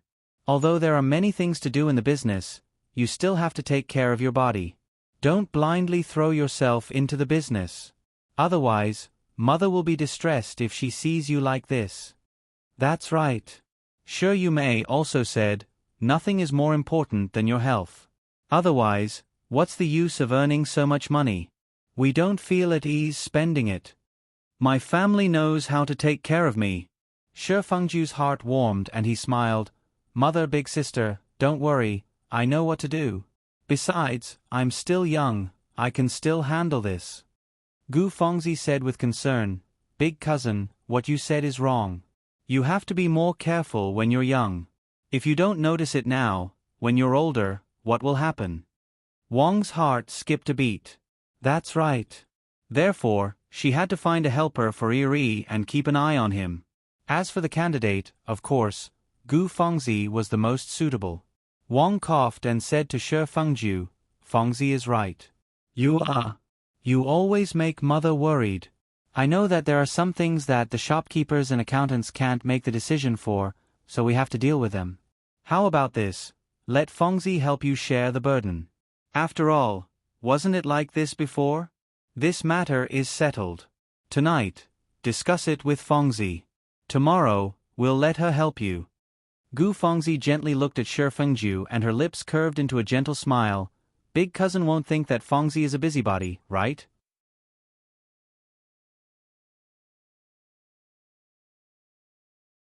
Chapter 141. Why wouldn't she? Shi Fengju's brows furrowed slightly. Instead of answering, he asked with a smile, Mother, why are you talking about this all of a sudden? You've never interfered in this matter before. Isn't it because I feel bad for you?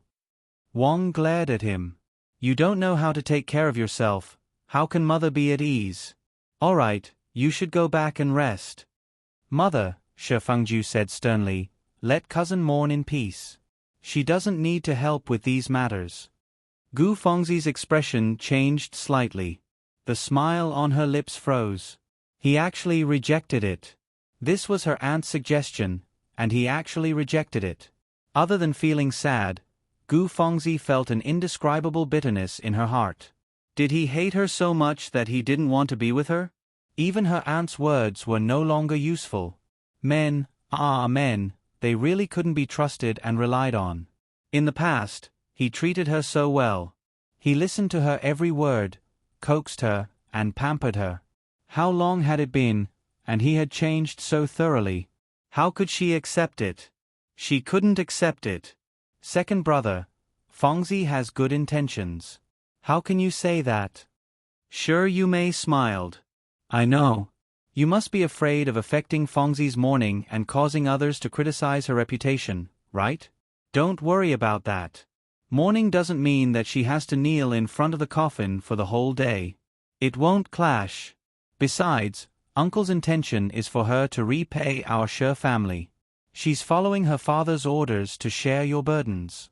You can rest assured. Big sister, Shi Fengju said lightly, there's really no need for that. I can handle it myself. Shi Fengju couldn't help but think of Sang Wan. If Sang Wan hadn't fallen out with him, she would have helped him with the accounts, right? Unfortunately, she was annoyed with him that day and returned all the accounts to him. Why?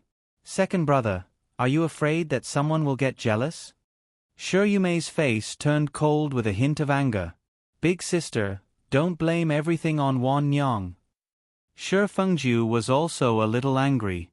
I'm a man. I know what I should do. It's not up to others to influence me. As he spoke, he glanced at Gu Fengzi from the corner of his eyes. Gu Fengzi lowered her eyes and pretended not to see, but her heart was cold. She knew that he was talking about her. Shi Yumei didn't think so much. She nodded and said, "That's more like it. That's how it should be. You can't let her control you and listen to everything she says." Then he sighed and said, "No, if it wasn't like this, how did you know that I was referring to her? Could it be that she's really that jealous?" Shi Fengju almost wanted to roll his eyes at her. In this family, who else would say such things except for Wan Yang? Even a fool would know. "You're doing it again." Shi Fengju didn't even have the mood to explain. He said lightly, "Anyway, you know that I know what I'm doing." "Mother, if there's nothing else, I'll take my leave first. Big cousin, is Big cousin so unwilling to ask for Fengzi's help? Fengzi really only wants to share Big cousin's burdens so that Aunt Wang won't be so worried." Gu Fengzi stared at him. "Besides, why is it that you can do it in the past, but not now? Could it be that Big cousin hates Fengzi? How could that be? Fengzi, don't let your imagination run wild." Wang quickly said, "Don't worry, Aunt Wang told you before. You won't be mistreated in the Shi household." As Wang said that, she gave Shi Fengju a warning stare. In fact, she could faintly feel that her son no longer treated his childhood sweetheart and cousin as the same as before. Since Fengzi had said that in front of her, she naturally wanted her son to give her a promise.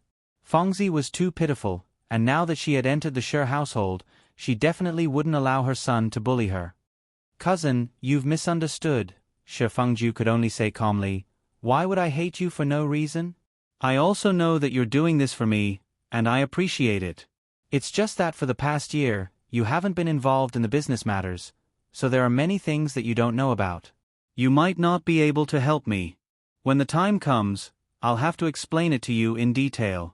With that time, I can finish everything that needs to be done. Why should I trouble you? Don't you think so?"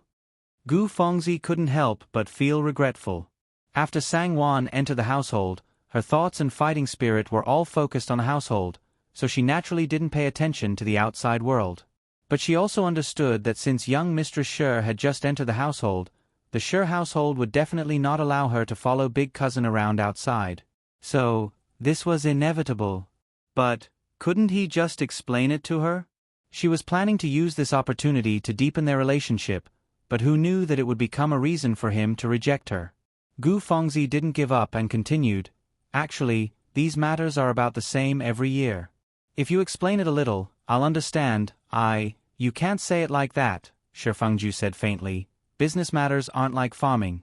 As long as there's no drought or flood, the annual harvest will be about the same. Business matters are different every day, so how can you explain it clearly in a short period of time? A slight difference can lead to a huge loss. These matters must be clarified clearly, but there's no such thing as about the same, or about the same. I believe Cousin Fengzi is very clear about this, right?" What he meant was, even if you understood it in the past, it was still in the past. It's not appropriate to use it now.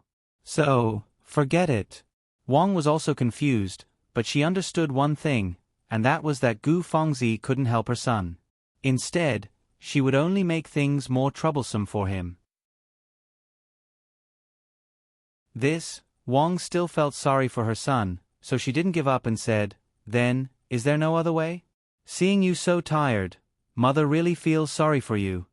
"Mother, I know what I'm doing, you don't have to worry. If you really want to do something for me," Shi Fengju looked deeply at Shi Yumei and smiled, "as long as I can rest peacefully when I come home every day." "Forget it," Wang glanced at Shi Yumei and sighed. "Don't worry, if anyone dares to make trouble at home, I won't forgive them. I'll tell Wan Yang to take good care of you later. All right, go back and rest." "Mother, why are you talking about me again?" Shi Yumei was dissatisfied. Wang snorted and said directly, "Then tell me, other than you, who else is there?" Shi Yumei was speechless for a moment and wanted to argue with Shi Fengju again. Wang waved her hand. Don't make trouble for your brother again, tell him to go back quickly. Shi Fengju looked at his sister with a smile that didn't look like a smile, then turned and left calmly. Shi Yumei was so angry that she tried to argue with Wang. Aunt, I'll go back first. Gu Fengzi's heart was empty, but she forced a smile and stood up. Go. Wang Shi smiled softly and said, You have good intentions, Auntie understands. But since Fengju said so, then so be it. Fengzi will pray for big cousin. Gu Fengzi nodded with a smile and bowed before leaving. She turned around and left the courtyard. Her face was as cold as ice and her heart was filled with hatred. Everything is fake. So what if I'm aunt? She says that she cares for me, but the one she cares for the most is not her son. Her son's words are much more effective than my heartfelt words. How can there be any sincerity in this world? True sincerity can only be with oneself. Gu Fengzi was unwilling to give up and hurriedly chased after Shi Fengju. Big cousin. She ran to Shi Fengju and smiled bitterly. Big cousin, why do you treat me like this? Big cousin, tell me the truth. I know that what you said in front of aunt was just an excuse. Shi Fengju did not say anything and only looked at her. Gu Fengzi also looked at him, her eyes filled with deep love. As she looked at him, 2 lines of tears overflowed and flowed down her cheeks. Why am I so unlucky? Everything was going well in the past, but ever since she became a real member of the Shi family, everything was not as good as it used to be. And all these changes were because of the man in front of her and the woman he married. It's all because of her. Seems like cousin is right. You're afraid that big sister will be angry, right? Gu Fengzi painfully closed her eyes and said sadly, But I really just want to help you. Am I wrong to even do that? Cousin, Shi Fengju said faintly, you should know that I don't like to be set up by others. If you want to do anything in the future, just tell me directly, there's no need to scheme and beat around the bush. Shi Fengju's heart was filled with disgust. Did she really think that everyone was a fool? In order to achieve her own goals, she even made use of his mother. She still hoped that he would cooperate, dream on. You actually said that about me. In your eyes, I'm actually such a person. Gu Fengzi's face turned pale and her body became weak. She staggered back weakly. I didn't set you up, I was just afraid that you would reject me, so I wanted to ask Aunt to help me put in a few good words. I really wanted to help you. Big cousin, have you forgotten? You said that no matter what happens, we have to bear it together. I've always remembered it. Have you forgotten? Shi Fengju heard these words and only felt a strong sense of irony. A woman who was full of schemes and only had herself in mind actually had the nerve to question him with the words of the past. Even now, she still thought that she was not wrong, the one who was wrong was him. Shi Fengju felt that his brain must have been kicked by a donkey to have liked her for so long. Afraid that I would reject you? Shi Fengju slightly raised his eyebrows. So you tried to use my mother to put pressure on me, right? Cousin, I was too muddle-headed before. I only know now that there are some things that you can't bear. Also, don't forget your own identity. I don't need to remind you of this, do I? Gu Fengzi froze and her face became even paler. She knew that was the last sentence he wanted to say. Identity, identity. Was he only left with this little bit of old affection for her now? Don't think about things that you shouldn't think about, and don't worry about things that you shouldn't do. Shi Fengju glanced at her deeply and walked away. Gu Fengzi's heart was filled with unprecedented fury and resentment. She stared at Shi Fengju's back for a long time without moving.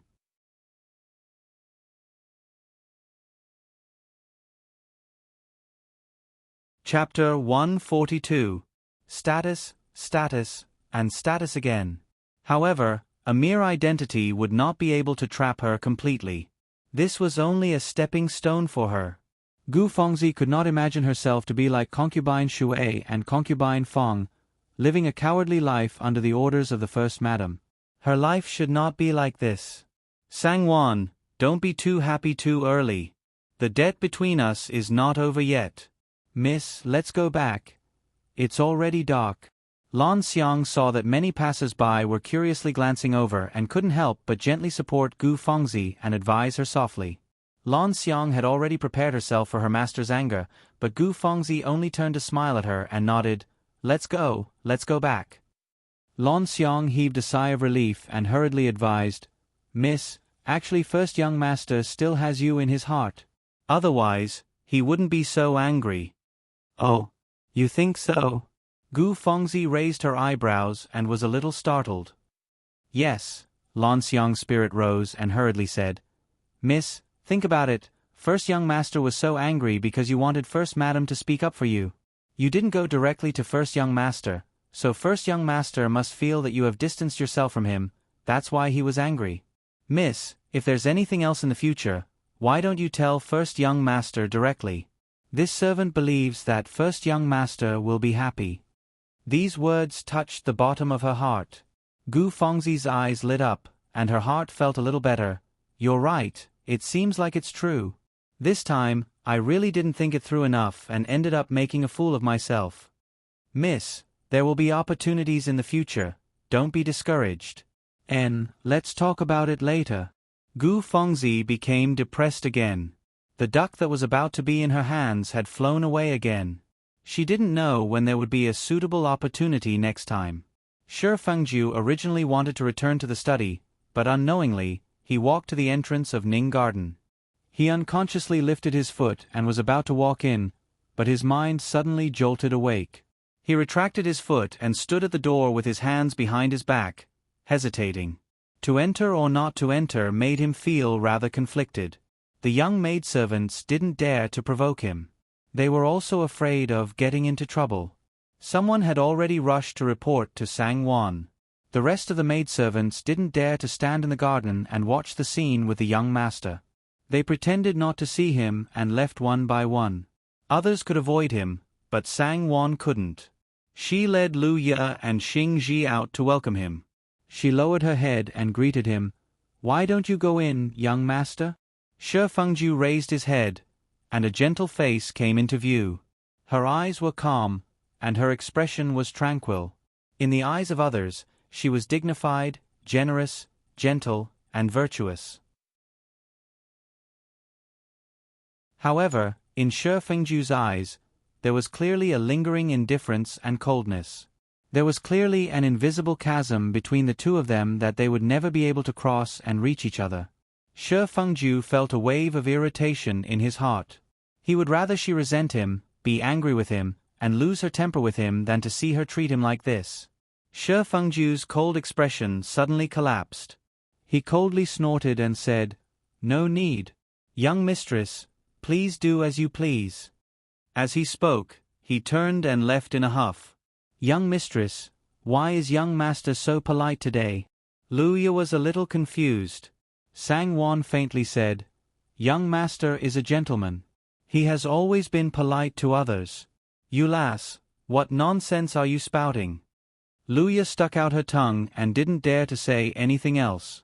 Shi Fengju angrily returned to the study. That night, he naturally rested in the study. He mocked himself in his heart. Actually, the study isn't bad. At least there's a bed to sleep on and I don't have to sleep on the floor. However, that night was destined to be a sleepless night. He couldn't help but feel a little lost. This was a woman he truly wanted to spend the rest of his life with. Would they really have a future together? If she didn't have him in her heart and remained as cold as ice, what was the use of him forcing her to stay by his side? But he couldn't bear to let her go just like that. She was originally his wife, wasn't she?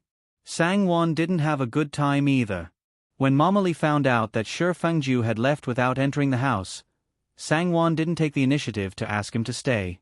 Although she didn't blame Sang Wan, she still tried to persuade her. Her words were like a torrential river that Sang Wan couldn't resist. What was even more troublesome was that Shi Yumei didn't know what crazy impulse she had. When she greeted Wang the next morning, Shi Yumei actually suggested that she accompany her to go shopping. Speaking of which, I haven't gone shopping since returning to Qingzhou for so long. Sister-in-law, you won't refuse such a small request, right? Shi Yumei seemed polite, but she was actually overbearing. Eldest sister, what do you need? Isn't it more convenient to let the shopkeeper of our own shop bring the goods to your door? Why don't? I'm tired of looking at the things in our shop. I want to go shopping in other shops. Sister-in-law, are you saying that you don't want to accompany me? Sure you may, said with a bit of anger. Wan Yang, why don't you accompany your eldest sister to go shopping? Wang also wanted to let the sister-in-law and sister-in-law interact more and improve their relationship, so she said with a smile, speaking of which, you've been married to our family for almost a year, but you haven't gone shopping yet. You see, mother loves you so much. Sure you may, said with a smile that wasn't a smile. Sang-won had nothing to say, so she could only agree with a smile. Then she said with a smile, by the way, mother, why don't we ask third sister to come with us? The more the merrier. Sang-won really didn't want to go out alone with Sure You May. At least having someone to accompany her would be a buffer. All right, you can ask her to come with us if she has nothing to do. Wang smiled indifferently. Then let's go now. Sister-in-law. Sure You May said again. Eldest sister, please wait for a moment. I'll ask someone to prepare the carriage. When the carriage is ready, I'll ask someone to invite you over, Sang-won said with a smile. Okay, Sure You May nodded. Then hurry up. I've never been a patient person. You may. Wang scolded her. Mother. I'm a straightforward person. Haven't you gotten used to it after so many years? Sure You May said coquettishly. Eldest sister is a straightforward person. You're really straightforward, Sang-won said with a smile. Humph, yes, I hate those who play tricks the most.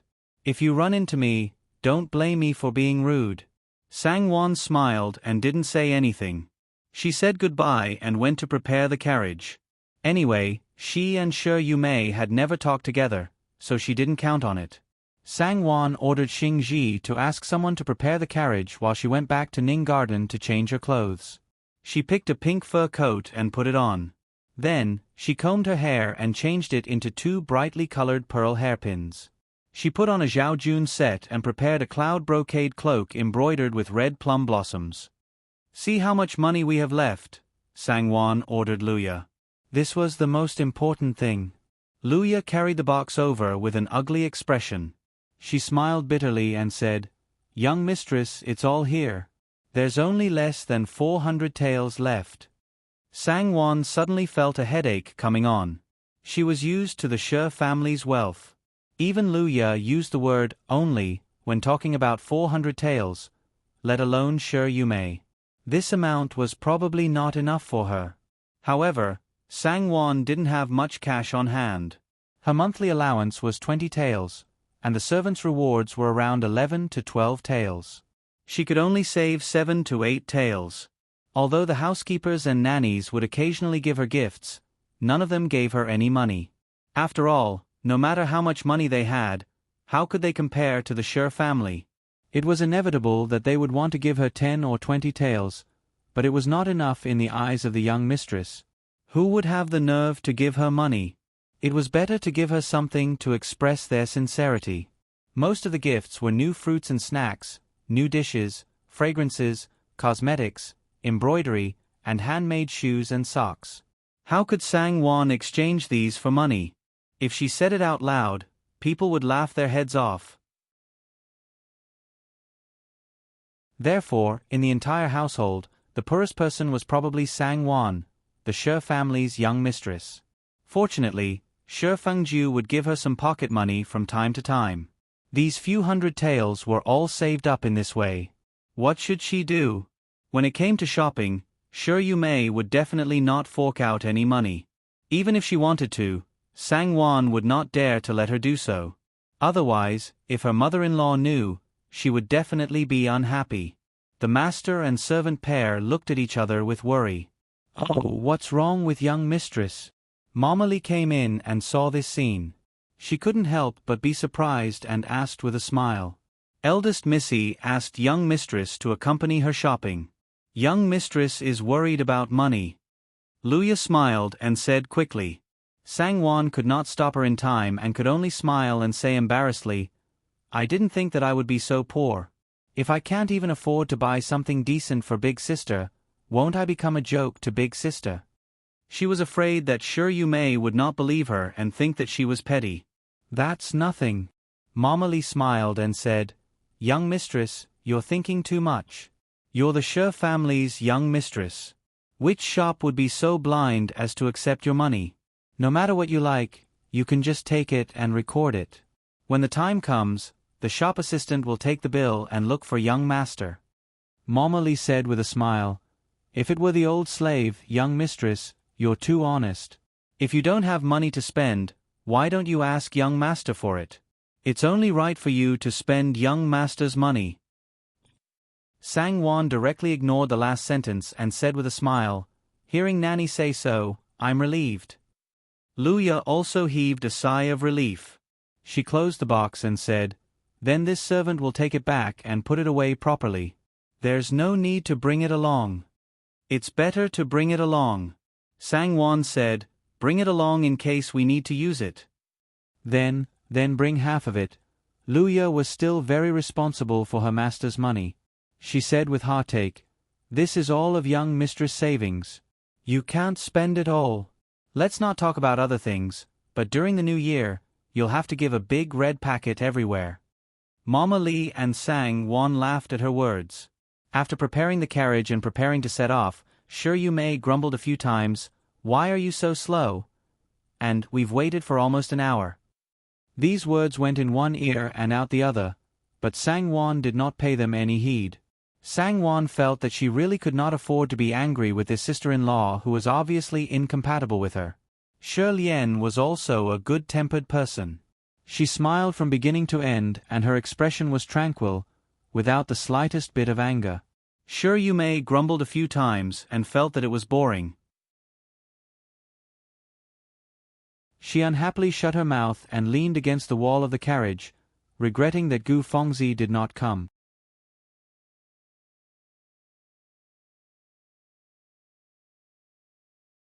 Chapter 143. Eldest Missy, where are we going? The coachman asked with a smile.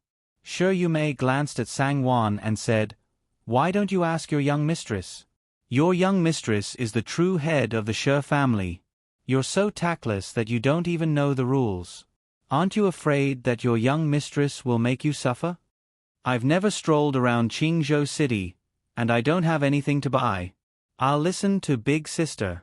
Sang-won smiled and retorted, "I have no objections. I'll listen to Big Sister." Sure Lien also smiled and expressed her opinion. She was the one who didn't dare to provoke Big Sister the most. If Big Sister became hostile and said something in front of Mother, she wouldn't have anyone to help her. If it weren't for Sang-won's face and her intention of inviting her, Sure Lien wouldn't have come out. Sure Lien had made up her mind to be an obedient bystander today. She refused to say a single word. "Go to Guanghe Street in the east of the city. I want to look at jewelry there," Sure You May ordered. "Yes, eldest Missy." The coachman responded crisply and swung the whip. The wheels rumbled as they moved lightly in the direction of Guanghe Street. This street was famous for its gold and silver shops and rouge and powder shops. On both sides of the wide and straight street, there were rows upon rows of shops of all sizes. The street was bustling with activity. Sure You May gently lifted the corner of the curtain and looked outside. She was immediately delighted and sighed. "It's still as lively as before. It hasn't changed at all." "Oh no, it's much more lively than before. Many of the shops didn't seem to be here before. Look at these shops. TSK. TSK. It's not easy to compare with other places." After Sure You May finished speaking, there was silence. Sang-won and Sure Lien didn't say anything. Sang-won kept a respectful distance from her. She had no choice but to endure her sarcasm every day, but she did not have the obligation to take the initiative to curry favor with her. On the other hand, Sure Lien did not want to cause trouble, so she did not open her mouth. The atmosphere instantly turned awkward. Sang-won and Sure Lien glanced at each other and saw helplessness in each other's eyes. Shi Lian laughed dryly and said, "Big sister is right." Although Sang Wan and Shi Lian did not directly communicate with each other, their silent communication still fell into Shi Yumei's eyes. Thinking that the two of them usually had a good relationship, while she was not close to either of them, Shi Yumei suddenly felt a sense of loss and emptiness in her heart. A feeling of being an outsider and being out of tune with others arose spontaneously. How could Shi Yumei stand this? Feeling sour in her heart, she snorted coldly and said aggressively to Shi Lian, "What did I say? What did I say? What is it? I didn't expect third sister to be so familiar with the streets outside."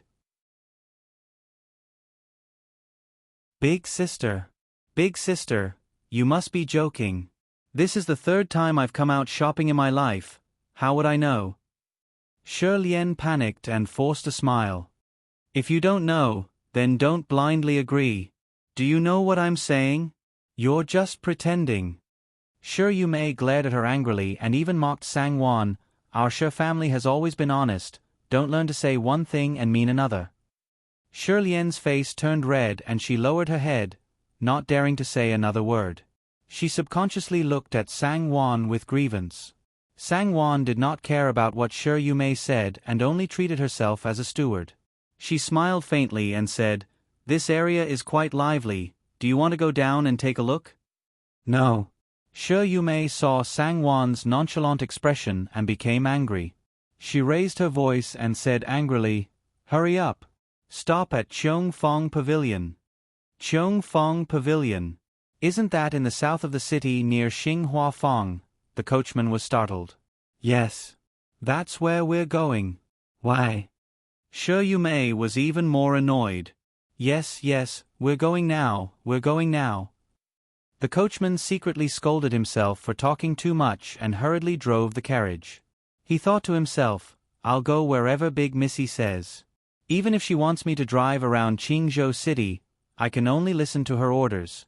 Even Big Missy doesn't bicker with her, so I deserve to be scolded for talking too much."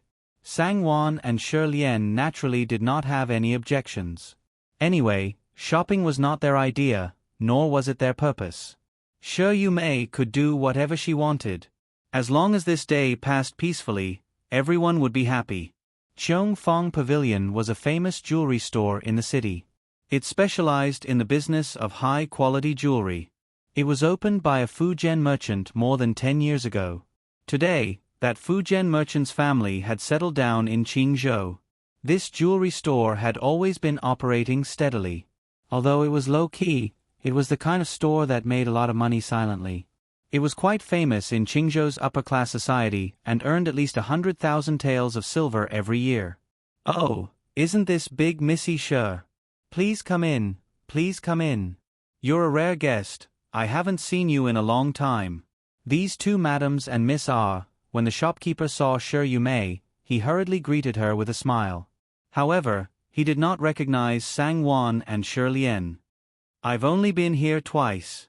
Shopkeeper son, you still remember me. You really have a good memory." Shi Yumei was happy and a smile appeared on her face. Although she had been married for many years, her maternal family doted on her and never treated her as an outsider.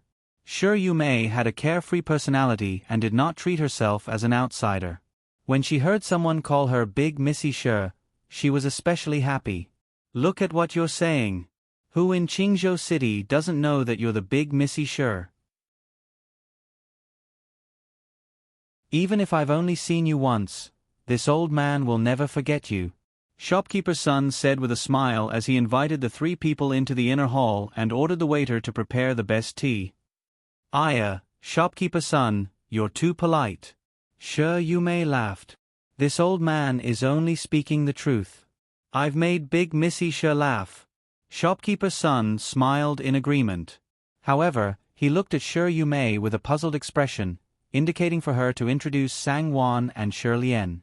After they were seated and tea was served, Shi Yumei glanced at Sang Wan and winked at Shopkeeper Sunday. She smiled slyly and said half-jokingly, "This time, I'll have to test Shopkeeper Sun's eyesight. Why don't you guess who these two guests are?" Shi Lian was dressed as an unmarried young lady. Although her clothes were not ordinary, Her expression inadvertently revealed a bit of respect. Her eyebrows were similar to Shi Yumei's, so it was likely that she was a concubine's daughter who was not favored in the Shi family. The reason why shopkeeper Sun dared to conclude that she was an unfavored concubine's daughter was because he had never seen Shi Lian before. If she was favored, how could the Shi family's first mistress not bring her out? However, the other young woman with the madam's hair was calm and graceful. Her every movement had a natural temperament that made others not dare to slight her. Although Shi Yumei had given her the cold shoulder along the way, shopkeeper Sun did not see her show any signs of awkwardness or concern. From beginning to end, she was calm and amiable. Shopkeeper Sun's eyes narrowed and he smiled. Since young Mistress Shi thinks so highly of me and wants to test me, how can I not join in the fun? Hee hee. As he spoke, he smiled and cupped his hands towards Sang-won. If this old man guessed wrongly, please forgive me.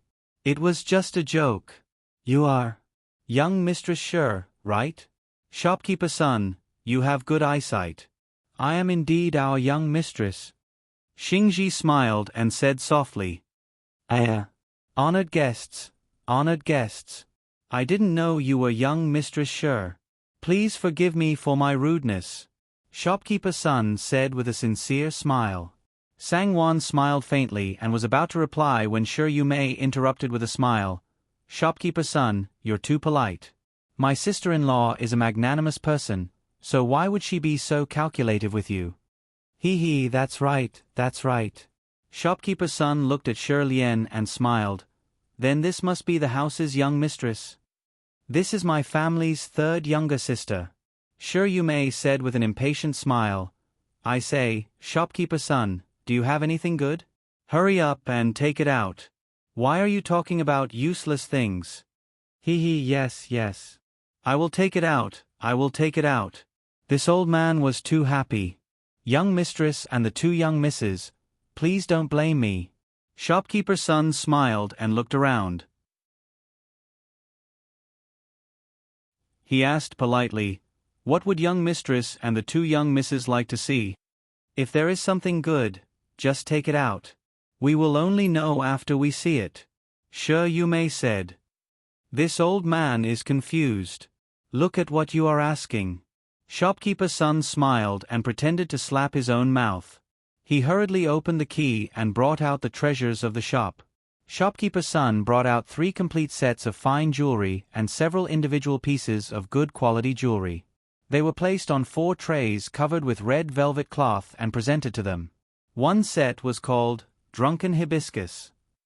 It was carved out of pure gold and decorated with rubies, sapphires, and emeralds.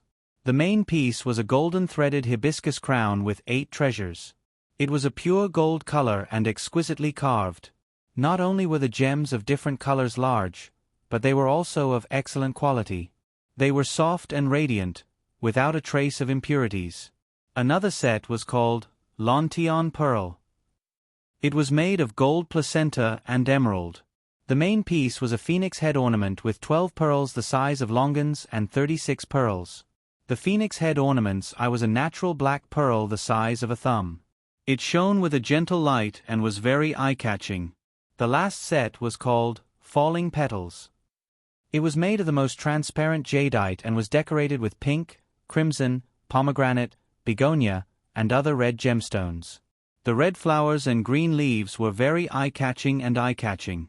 On the other tray was a jade bracelet with 18 beads, an exquisite jasper hairpin, a white jade peacock hairpin, a red coral agate pendant, and a green jade water drop pendant. All of them were of high quality and exquisite workmanship. One look and one could tell that they were expensive goods. You really do have some good things here. Cheongfong Pavilion is indeed as impressive as the rumors say. Shi Yumei praised with a smile as she listened to Shopkeeper Sun's endless explanation. Hee hee, you're too kind. We're just trying to make a living. How can we compare to the Shi family? The two young misses and young mistress are just looking for something new. If we were to talk about the best jewelry in Qingzhou, it would definitely be in Luli Pavilion. Luli Pavilion was one of the Shi family's businesses. There were 13 branches in the entire Jiangnan area. Shopkeeper Sun is too modest. Shi Yumei praised. let's not talk about anything else. Luli Pavilion might not even be able to produce these 3 sets of jewelry. He, this old man is honored by young mistress's words. Is young mistress satisfied? Shopkeeper's son quickly asked. Sure you may smiled at Sangwon and said, Sister-in-law, what do you think? How about these 3 sets?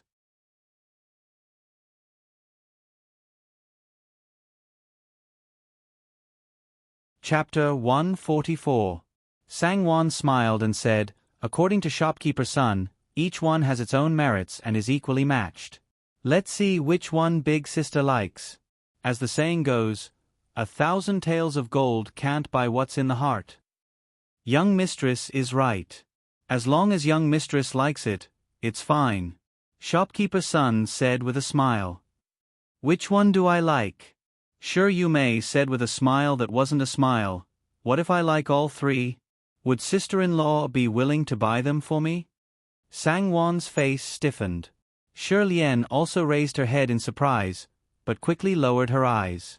Shopkeeper's son was so excited that he felt dizzy and almost couldn't stand. 3 sets. 3 sets. If he could sell these 3 sets today, he would be able to enjoy a fat new year. The drunken hibiscus was worth 80,000 taels of silver. The Lanteon pearl and falling petals were each worth 120,000 taels of silver.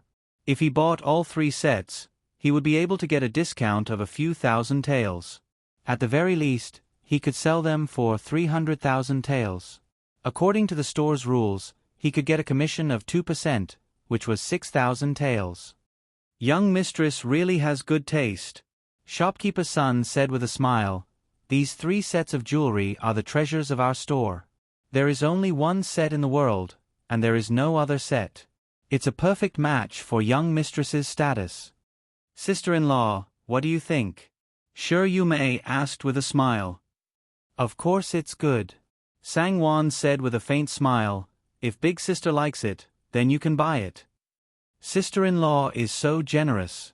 Sure you may said with a smile, just one move and it's already several 100,000 taels. Big sister is joking. Sangwon said with a smile, how can I take out so much money? Shopkeeper's son, you can just give the bill to young master later. Sure you may's face immediately turned ugly. She said with a hint of ridicule, using my brother's money to do a favor, you really know how to calculate. You really are worthy of being a scholarly family, so smart. Big sister's words are wrong. Sangwon said with a smile, isn't it because big sister likes it? Since eldest sister likes it, eldest young master naturally won't have any objections. If Sangwon were to pay for this, Sure you may would naturally have no objection. She would be more than happy to empty out her private savings. However, when it came to using Shi Fengju's money, Sure you may felt uncomfortable in her heart. Her heart ached when her brother spent his money like that. Sure you may raised her head and said to manager's son, wrap this set of drunken hibiscus for me.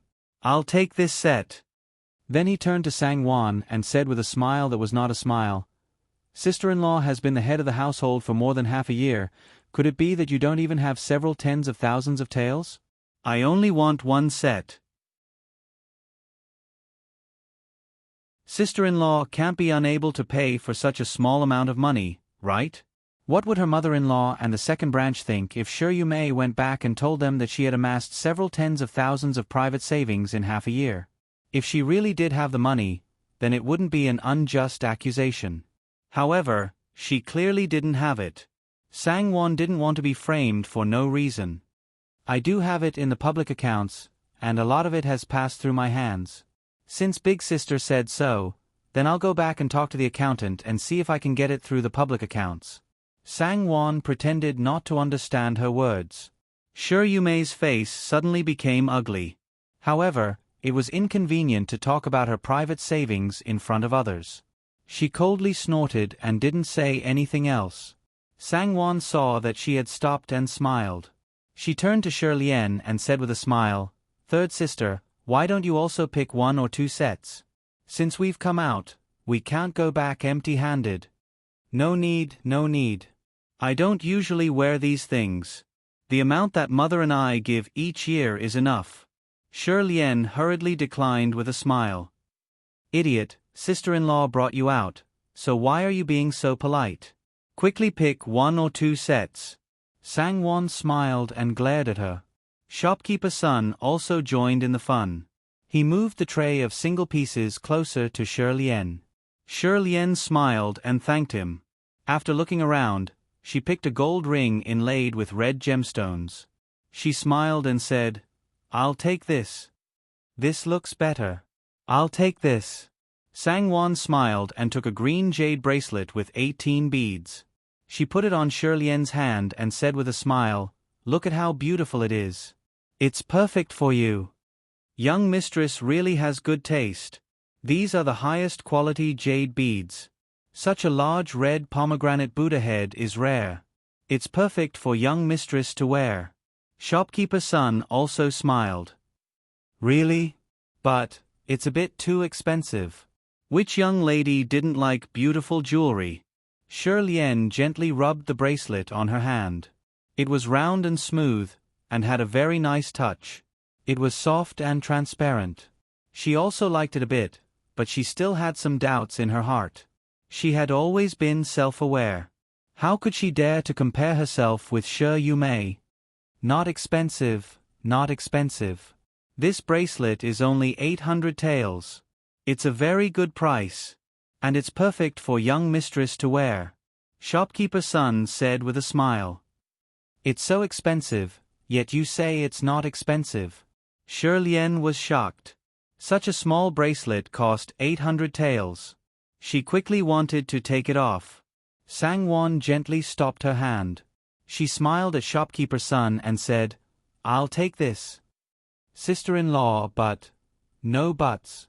If you like it, then take it. Sangwon gently patted her hand. The two of them looked at each other and smiled. Thank you, sister-in-law. Shi Lian quickly smiled and thanked her. We're family, there's no need to be so polite. The two of them laughed. Sister-in-law, don't you want to pick 2 pieces? Shi Lian said with a smile. Her eyes swept over the things on the tray. She knew that there wasn't anything special about the things on the tray. They couldn't be compared to what Sangwon was wearing. I don't need them, Sangwon said with a smile. She ordered shopkeeper's son to wrap up the things she had picked. Shopkeeper's son agreed with a smile and took away the jewelry that they didn't pick. Please wait a moment. Shi Lian said with a smile, That's right. Which one of the things that big brother gives to sister-in-law isn't worth 1,000 taels of gold? You little girl, you're making fun of me. I'm praising big brother for loving sister-in-law. I wouldn't dare to make fun of sister-in-law. Humph. Shi Yumei saw that the two of them were chatting and laughing intimately. She felt jealous and angry. She couldn't stand it any longer. With a cold face, she stood up and walked out. Shi Yumei cursed in her heart. That damned girl Shi Lian could be considered her younger sister. Normally, she had never been so intimate with her. Yet, she was so familiar with a woman who had just entered the house half a year ago. She really had a good thigh to cling to. This was a wonderful way to climb up the social ladder. She and her mother had never treated her unfairly. She really knew how to scheme. Eldest sister. Shi Lian was startled and quickly stood up. She didn't know what to do. Sangwon also stood up and gently patted her hand to indicate that it was fine. The two of them left together. Eldest sister, Sangwon called out with a smile. The things you wanted haven't been packed yet. Let's wait a little longer. Shi Yumei suddenly stopped and turned her head to look at her. She said indifferently, I don't want to wait. How about it? Tell shopkeeper's son to send it back to the house. Sangwon didn't get angry with her. She smiled and said, That's fine. She went to sign the papers and told the counter. When she turned around, Shi Yumei had already left the shop. Sangwon and Shi Lian put on their bridal hats and went out with Lu Ye, Xing Ji, and Kai Yun. When they arrived at the carriage, Shi Yumei impatiently said, Why are you so slow? I see that you sisters-in-law have a lot to talk about. Haven't you talked enough? I'm really sorry. I've spoiled your fun. Look at what eldest sister is saying. Sang-won said with a smile that was neither soft nor hard. "Oh right, where does eldest sister want to go?" Sure Yu-mei saw that Sang-won didn't have the slightest bit of embarrassment or apologetic expression on her face. She felt even angrier. She had always been the center of attention. No matter where she went, everyone would fawn on her and crowd around her. When had she ever been pushed aside like this? Even Gu Fengzi didn't dare to steal her limelight. Whether she appreciated it or not was her business, but she would never allow others to ignore her. No matter who it was. Shi Yu-mei coldly snorted. She deliberately passed between the two of them and heavily bumped into Shi Lien. She coldly said, "I don't dare. You guys go ahead. I'll go wherever I want to go. I don't want to spoil your fun. I'm an eyesore." Sang-won was about to speak when Shi Lien cried out in pain. She bent down and hugged her left leg. "Young miss." Kai Yun was shocked and hurriedly supported her. It turned out that when Shi Yu-mei bumped into Shi Lien, her body was involuntarily knocked into the carriage. The carriage shook slightly, and her left leg happened to reach the side of the wheel. The horse pulling the carriage was shaken and unconsciously took 2 steps forward. The wheel heavily pressed on Shi Lien's instep. "What's wrong with you?" Sang-won was shocked and hurriedly supported Shi Lien. The Shi family's carriage was built with exquisite materials and workmanship. It was wider and taller than ordinary carriages. It weighed 300 to 400 pounds. How could Shi Lien, a delicate young lady, not feel pain when it was pressed on her foot? Shi Lien's tears jumped out. Her face was pale and her facial features were distorted. The piercing pain made her chest shrink into a ball. She almost couldn't breathe. She grimaced and tightly held Sang-won's arm. She just shook her head and wanted to say something, but no words came out. "Are you all right? Does it hurt a lot?" Sang-won slightly frowned and said to the helpless coachman, "Why are you still in a daze? Quickly go find a doctor." Shi Yu-mei stopped the coachman. She faintly glanced at Shi Lien's foot and saw that it wasn't bleeding. She faintly said, "It was just a light touch. Is there a need to act like this? Who are you trying to show? Do you want me to apologize to you because you feel wronged?" "Eldest sister, how can you say that?" Sang-won angrily said. "I'm talking to my younger sister. It's none of your business." Shi Yu-mei sneered and said, "If you want to pretend, then pretend. Forgive this great aunt for not accompanying you. Coachman, drive the carriage for me. I want to go to Splendid House." This great aunt. The coachman was in a difficult position and looked at Sang-won for help. On one side was his spoiled and arrogant great aunt, and on the other side was his future mistress. The coachman couldn't offend either side. "What? Even you don't want to listen to me? Do you believe that I won't kick you out when we get back?" Shi Yu-mei was so angry that her eyebrows were raised. "You guys go," Sang-won said with a cold face. "We'll go back by ourselves later." "Eldest sister, I really admire you," Sang-won said and smiled at Shi Yu-mei. "Why did you suddenly think of dragging me to go shopping with you? Why bother? You don't like me, but you still insist on dragging me out. Isn't this clearly looking for trouble for yourself?"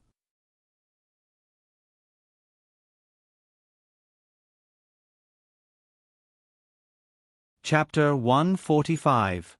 Shi Yu-mei understood the meaning behind Sang-won's words. Seeing the ridicule in her eyes, Shi Yu-mei was so angry that she felt dizzy. She glared at her, got on the carriage, and left. Why? She was so bored that she wanted to torment Shi Yu-mei, who knew that it would only make her angry. Under the guilty gaze of the coachman, the carriage quickly disappeared into the busy city. "Eldest miss is really Luya." Sang-won's tone was cold as she stared at Luya. No matter how bad a master was, she was still a master. It was not up to a servant to say anything. If these words reached Shi Yu-mei's ears, Luya would definitely suffer. Luya's angry words came to an abrupt end as she lowered her head. "Sister-in-law, I'm sorry. It's all my fault for implicating you," Shirlian's eyes were wet as she said with a bitter smile. Don't say that. Sangwon felt even more sorry. She gently patted Shirlian's hand and said, If I didn't drag you along, you wouldn't be injured. Is it very painful? Can you still walk? Shirlian shook her head. Sister-in-law, don't say that. It has nothing to do with sister-in-law. She tried to walk, but the piercing pain hit her. Her feet were weak, so she groaned and leaned on Kai Yun, almost falling down.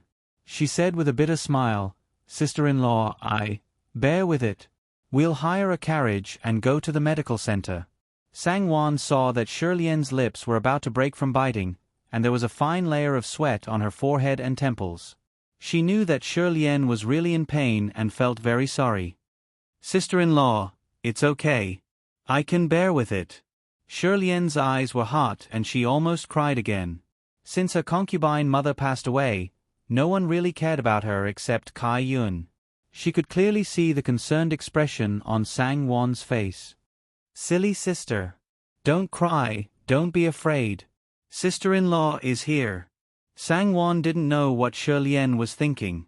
Thinking that she was in pain and afraid, he hurriedly hugged her and gently patted her back. This street was a high-end shopping area. Almost everyone who came here to shop didn't use their own carriages. Those who relied on renting small carriages basically had no business here.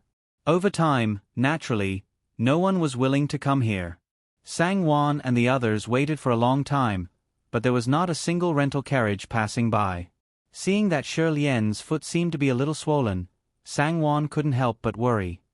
Luya, go to the restaurant across the street and ask if they have a sedan chair. Ask the owner to send a sedan chair over to pick up 3rd Mississippi. Let's go to the restaurant and sit for a while. Ask the waiter to help hire a carriage. Sangwon instructed as she looked at the magnificent delicacies restaurant across the street. Luya was overjoyed and hurriedly nodded in agreement. Young mistress' idea is still the best. Saying this, she turned around and left. Luya hurriedly crossed the street and walked towards the delicacies restaurant. Her footsteps were too hasty and when she entered the door, she bumped into someone with a bang. I'm sorry. Luya hurriedly nodded and bowed in apology. Do you have eyes? Where did you bump into? Are you in a hurry to be reincarnated? Before the man who was bumped into could speak, the manservant beside him had already scolded her with a face full of disgust. Luya felt that his words were unpleasant to hear. She raised her head and glared at him. Just as she was about to retort, a surprised voice came from above her head. It's you. It was the man who was bumped into. Luya slightly retreated and looked at him in confusion. Her pupils suddenly shrank and she hatefully glared at him as she spat. So it's you, you lecher. Look after your dog, don't let it out to bark. Who are you calling a dog? The manservant was angry. You've already agreed, yet you're still asking me. Luya sneered. You. The manservant rolled up his sleeves and rubbed his palms. Back down, don't be rude. Zhuang Weixian scolded the manservant. He looked at Luya and asked with a smile, Why are you here? The manservant, Gao Wang, didn't dare to disobey his master. He glared at Luya and reluctantly retreated. Luya didn't want to lose out and glared back at him. She then angrily said to Zhuang Weixian, I'll go wherever I like, it's none of your business. As she spoke, she walked past him and went straight to the counter on the side. Zhuang Weixian smiled and slowly followed her with his hands behind his back. He stood not far away from her. Luya noticed it and turned her head to glance at him unhappily. But everyone came to this restaurant, and it was their business to stand wherever they liked. Luya didn't want to complicate things, so she endured and didn't say anything. She took out a 10-tael banknote and gently pushed it to the counter. She smiled and said, Is there a private room in the restaurant? Can you book one for me? The shopkeeper didn't say anything, but Zhuang Weixian chuckled and continued to watch the show with interest. The shopkeeper frowned and didn't look at the banknote from the corner of his eyes. He lightly said, There's no more. There's no more. Luya was anxious. She thought for a moment and said, Then, Book a table in the lobby. Pick a seat in the corner. There's no more. The shopkeeper shook his head and smiled. He kindly pointed out, Miss, when you go out, turn left. After 2 blocks, turn right. There are many small shops there. Miss, you can go there and ask. That's too far. Luya shook her head. Her eyes swept across the lobby and she pointed, Shopkeeper, there's obviously an empty table. Why can't you book one for me? Miss, the shopkeeper was worthy of being in the service industry. His attitude was really good. He patiently explained to Luya, our restaurant's cheapest dish costs 5 taels. If a meal isn't close to 100 taels, it's at least 70 to 80 taels. If Miss really wants to book a table, then book it. So expensive. Luya was shocked and her eyes widened. Her face was full of pain. The cheapest dish cost 5 taels. Her monthly salary was only 3 taels. The shopkeeper smiled and didn't comment, Miss, you should find another restaurant. No. Luya's reaction made the shopkeeper stunned. Zhuang Weixian's thick eyebrows slightly raised, but he didn't find it strange. To be able to be the servant of his mother's guest, the master of this little girl's house shouldn't be shabby. How could she not be able to afford a meal? Luya said, So there's a private room, right? No matter how much it costs, please book one for me. Also, my family's young Mrs. Foot is injured. Please send a small sedan chair to follow me across the street to pick her up.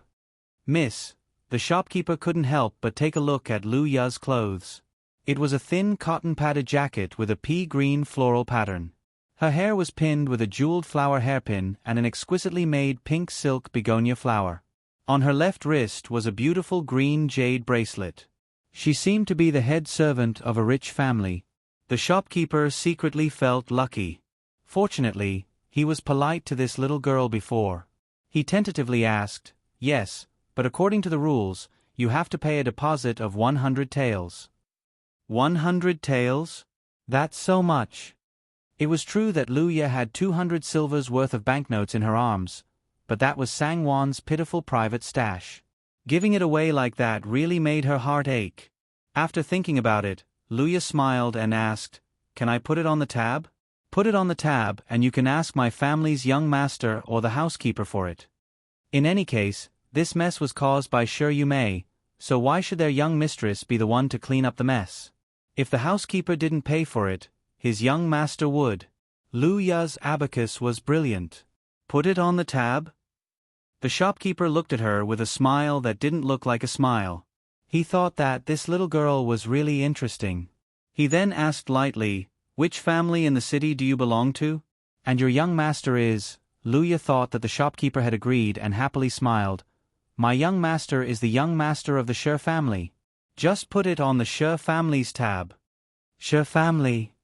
The shopkeeper hurriedly asked, Which Shi family? Luya was stunned and blurted out, How can there be 2 Shi families?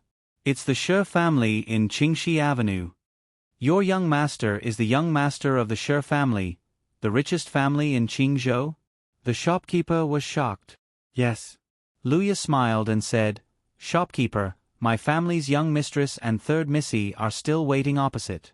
Quickly find a sedan chair and follow me. Please wait a moment, I'll go now. The shopkeeper nodded and hurriedly ordered his staff. You're a Shi family's little girl? Zhuang Weixian also went forward in surprise.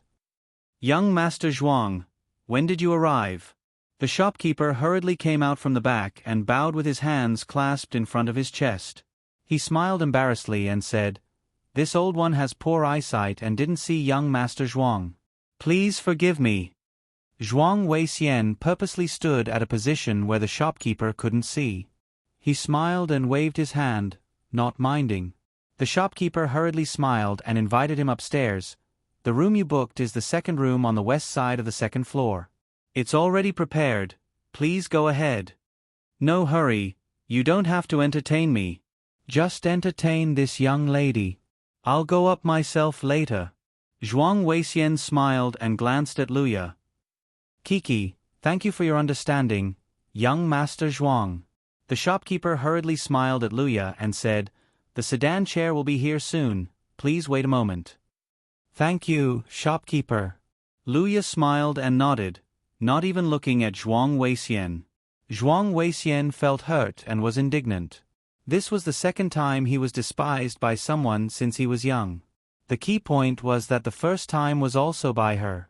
Even a little girl from the Shi family was so arrogant? No, other girls weren't like this, but Lan Xiang wasn't. This little girl's eyes grew on top of her head. You're really a Shi family's little girl? Zhuang Weixian looked at her with a smile. What does it have to do with you? I'm warning you, stop talking nonsense. This young lady hates people like you who hit on her for no reason. Luya said fiercely. Hey, how can you say that?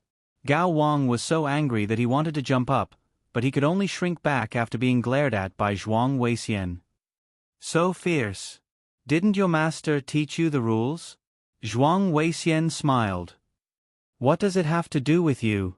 Luya impatiently walked to the side, away from this boring person. Zhuang Weixian smiled and said, It has nothing to do with me, but look who's here. This has to do with you. Zhuang Weixian smiled and pointed at the door. Shi Fengju was walking in with Chong Huan. Eldest young master. Luya exclaimed and hurriedly ran over. Eldest young master. Luya was elated and smiled brightly from inside out. She finally saw her family's backbone. She found her backing. Luya. Shi Fengju was shocked. Why are you here? He looked around and asked, Where's young mistress?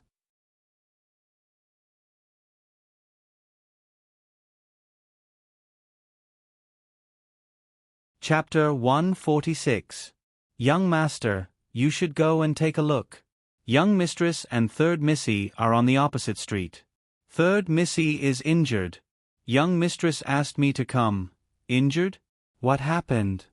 Shi Fengju frowned and hurriedly said, Quickly lead the way. But, let's go. Brother Shi. Zhuang Weixian smiled and stepped forward. Brother Zhuang. Shi Fengju cupped his hands and apologized. Something came up and I'm afraid I'll have to miss the appointment today. I'll invite Brother Zhuang to a banquet another day. No worries. Zhuang Weixian smiled. I heard what this girl said just now. You can go back to your work. Sister-in-law's wife and third missy are more important. Shi Fengju nodded and ordered Luya to lead the way. The shopkeeper had already ordered someone to prepare a sedan and was about to follow when Zhuang Weixian smiled and said, Forget it. Young Master Shi has a carriage and will send third missy directly to the clinic. The shopkeeper slapped his head and laughed at himself. I'm really stupid. He hurriedly sent Shi Fengju out. Shi Fengju had already heard from Luya what happened. He thanked the shopkeeper and went with her. Chong Huan hurriedly went to get the carriage. Young master, are we still going upstairs? Gao Wang saw Zhuang Weixian looking outside with a smile on his face and asked. Young master had originally made an appointment with young Master Shi. Who knew that this would happen? Zhuang Weixian said unhappily, Let's go. Why aren't we going up? He turned and left. Sang Wan, Shi Lian, Xing Ji, and Kai Yun were waiting anxiously. Kai Yun and Xing Ji called out at the same time, Young master. Young mistress, look, young master is here. Xing Ji was overjoyed and smiled as she supported Sang Wan. It's really big brother. Luya is really capable. Shi Lian couldn't help but smile. Sang Wan was stunned and forced a smile. Wan Nyang. Shi Fengju quickened his steps and hurriedly asked, Are you okay? Are you hurt? Sang Wan was slightly embarrassed. The one who was hurt was your sister, not me.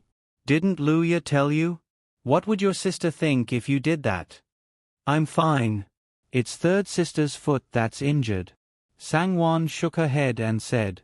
At the same time, she glanced at Luya with slight condemnation. Luya innocently twitched the corner of her mouth. She thought in her heart, I have already said that it was third Mrs. Foot that was injured. Eldest young master's reaction has nothing to do with me. Shi Fengju heaved a sigh of relief and then asked Shi Lian, "Is it serious? Bear with it. Let's go to the clinic now." Thank you, eldest brother and sister-in-law." Shi Lian smiled gratefully. She didn't care about Shi Fengju's actions. Eldest brother was more concerned about sister-in-law. In her opinion, it was a matter of course. She had nothing to complain about. Shi Fengju smiled and said, "Why are you here?" He raised his eyebrows strangely and asked, "Where's your carriage?" His wife and sister inexplicably appeared here. Luya even went to the restaurant to borrow a sedan chair. This matter was too strange. Eldest Miss asked our eldest young mistress to accompany her shopping today. "So we are here," Luya said and pointed to the Cheongfong Pavilion nearby. "We picked out the jewelry there." "Is that so? Then where is eldest sister? Is she still in the Cheongfong Pavilion?" Shi Fengju suddenly realized, but then he became even more confused. "Eldest Miss has already left," Luya said with a bit of anger. "Left?" Shi Fengju's face stiffened and suddenly became a bit unsightly. He seemed to have understood a little. Why was his sister still so? "Yes, eldest miss. It's all my fault." Shi Lian saw that Luya was going to complain about Shi Yumei. She couldn't say that she was complaining, but the effect of telling the truth was the same as complaining. When Shi Yumei found out later, she was afraid that there would be another storm. Because of Big Sister's matter, Sangwon's sister-in-law had already suffered quite a bit. Shi Lian did not want to cause any more trouble, but when she saw Sangwon's non-committal look as if she wanted Luya to continue speaking, she quickly interrupted with a smile, "It's all because of my carelessness. Big Sister still has to go shopping, so I'll have to trouble Big Sister to stay behind and accompany me. Today is really lucky. Who knew that I would meet eldest brother? I'm sorry for causing you trouble." After hearing this, Shi Fengju looked at Sangwon. Sangwon didn't say anything and just quietly lowered her eyes. How can sisters not cause trouble? Shi Fengju sighed in his heart and said, "Eldest sister is really too much. Why is she in such a hurry to go shopping? She just left you here and didn't care. Let's go to the clinic first. Your leg needs to be seen by a doctor quickly." Shi Lian nodded softly and said with a smile, "Eldest brother, please don't blame eldest sister. It's all my fault. I was careless and ruined eldest sister's mood. I even implicated eldest sister.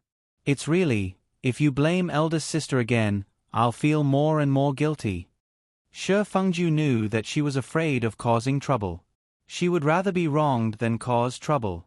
Suddenly, he remembered that this woman was also his sister with the same father.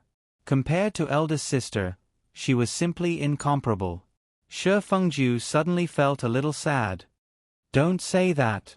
Sangwon held her arm and said with a smile, "Look at you, you're getting more and more emotional. It's more important to see a doctor first. Your eldest sister is right. Don't think too much." Shi Fengju smiled. Shi Lian saw that the two of them wanted to let go of this matter and not pursue it any further. She let out a big sigh of relief and nodded with a smile. Immediately, Chong Huan drove the carriage over. The three of them got on and went straight to the clinic. Shi Lian's leg injury was really not light. Her entire foot was weak. When she got on the carriage, Kai Yun and Xing Ji supported her on both sides. After a while, they helped her get on. Shi Fengju frowned even deeper. Eldest sister was really too much this time. After seeing a doctor and taking medicine, the three of them went home together. Sangwon ordered people to carry a soft sedan chair to the second gate to pick up Shi Lian. Then, she called for a sturdy servant to carry Shi Lian into the room and lie down. She and Shi Fengju followed. After seeing that Shi Lian was lying down and resting, she gave Kai Yun some instructions and then went back. Sangwon returned to Ning Garden, followed by Shi Fengju. Sitting down in the warm room, Sangwon felt both physically and mentally exhausted. According to the doctor's diagnosis, Shi Lian's finger was fractured. She needed to lie in bed for 2 months before she could walk normally. Before that, it was best for her not to go out and just lie down in the room. Shi Fengju didn't expect it to be so serious. Seeing that Sang-won didn't speak, he said with a smile, "When we go back, send 2 more people to take care of third sister. Kai-yun is in charge of everything in her room. I'm afraid she won't be able to handle it." "I know," Sang-won sighed. "It's all my fault. If I didn't insist on dragging her along, it wouldn't be like this." Shi Fengju said, "Don't blame yourself. Who would have thought? Next time, if eldest sister asks you to go out, just tell me and I'll go with you." Sang-won rolled her eyes at him. "You went out early this morning. Even if I wanted to find you, I would have to be able to find you." Thinking about how she let Shi Yumei go so easily, Sang-won felt uncomfortable again. She angrily said, "There will be a next time? Next time, even if mother scolds me, I won't go out with her." "That's right. Today at Cheongfong Pavilion, your eldest sister took a fancy to a set of jewelry.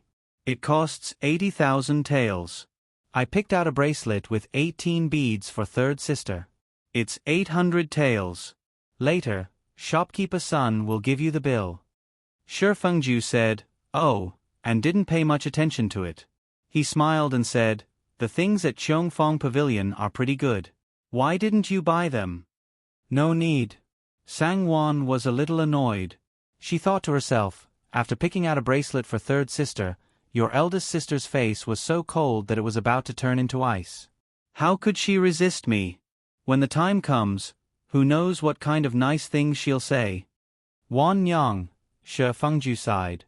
After a while, he bitterly smiled and said, "Why do I feel that it's so difficult to deal with you guys? Wan Yang, Wan Yang, to be honest, I've never felt so sad in my life. This time, I'm really at my wit's end." Sang-won stared at him impolitely. "You guys are too indulgent of your eldest sister. She's so indulgent that the whole world revolves around her. In any case, she's never wrong. It's always other people's fault. If she's unhappy, it's also other people's fault. She doesn't care about the consequences and takes it out on other people." "Why are you glaring at me?" "That's what I'm saying. Let me tell you, Shi Fengju, no matter what I do, she still doesn't like me. In her eyes, I'm not as good as your cousin in any way. What do I have to worry about? I didn't say anything about you. Why are you being so magnanimous?" Shi Fengju wasn't angry. Instead, he found it funny. He moved closer to her and said with a gentle smile, "Wan Yang, if you're angry, take it out on me. We can talk about these things behind closed doors, but don't say anything in front of my mother and eldest sister. I don't want my mother to be sad. You've seen how my brother-in-law is. This marriage was facilitated by my mother. Although she didn't say anything, I know that she must be regretting it now. She feels guilty towards my eldest sister, so it's inevitable that she'll indulge her a little. I don't want to be harsh and make her sad. If you don't like her, just avoid her. Even if it's for my sake, can't you at least suffer a little?" In fact, Shi Fengju's father wasn't very willing to accept Shi Yumei's marriage. However, at that time, Wang was very satisfied with Ran Jixin. She was very satisfied with her son-in-law and in-law, so she insisted on going through with this marriage. There was also a subconscious reason that Wang wasn't satisfied with, so she insisted on fighting for her dignity. She couldn't decide her son's marriage, but she couldn't decide her daughter's marriage either. No matter what her husband said, she wouldn't change her mind. Shi Fengju's father had no choice but to reluctantly agree. Who would have thought that after 6 or 7 years, their daughter would end up bankrupt and bring her son-in-law back home to seek refuge? Shi Fengju knew that his mother must be upset. As her son, how could he hurt his mother's heart? Sang-won suddenly froze and couldn't say anything. If she hadn't met Shi Fengju today, she and Shi Lian would be in a very difficult situation. Now that she said these words in a fit of pique, and Shi Fengju was so good-tempered, how could she vent her anger? Sang-won looked away in a panic and said, "Should I mention this to mother? I'm fine with it, but I'm worried about third younger sister. If Shi Yumei reversed black and white in front of Wang and added fuel to the fire, how could Shi Lian live? If that happened, she wouldn't be able to speak up for Shi Lian. One was the eldest sister-in-law, and the other was the youngest sister-in-law. The eldest sister-in-law was closer than the youngest sister-in-law, so no one would speak up for the youngest sister-in-law.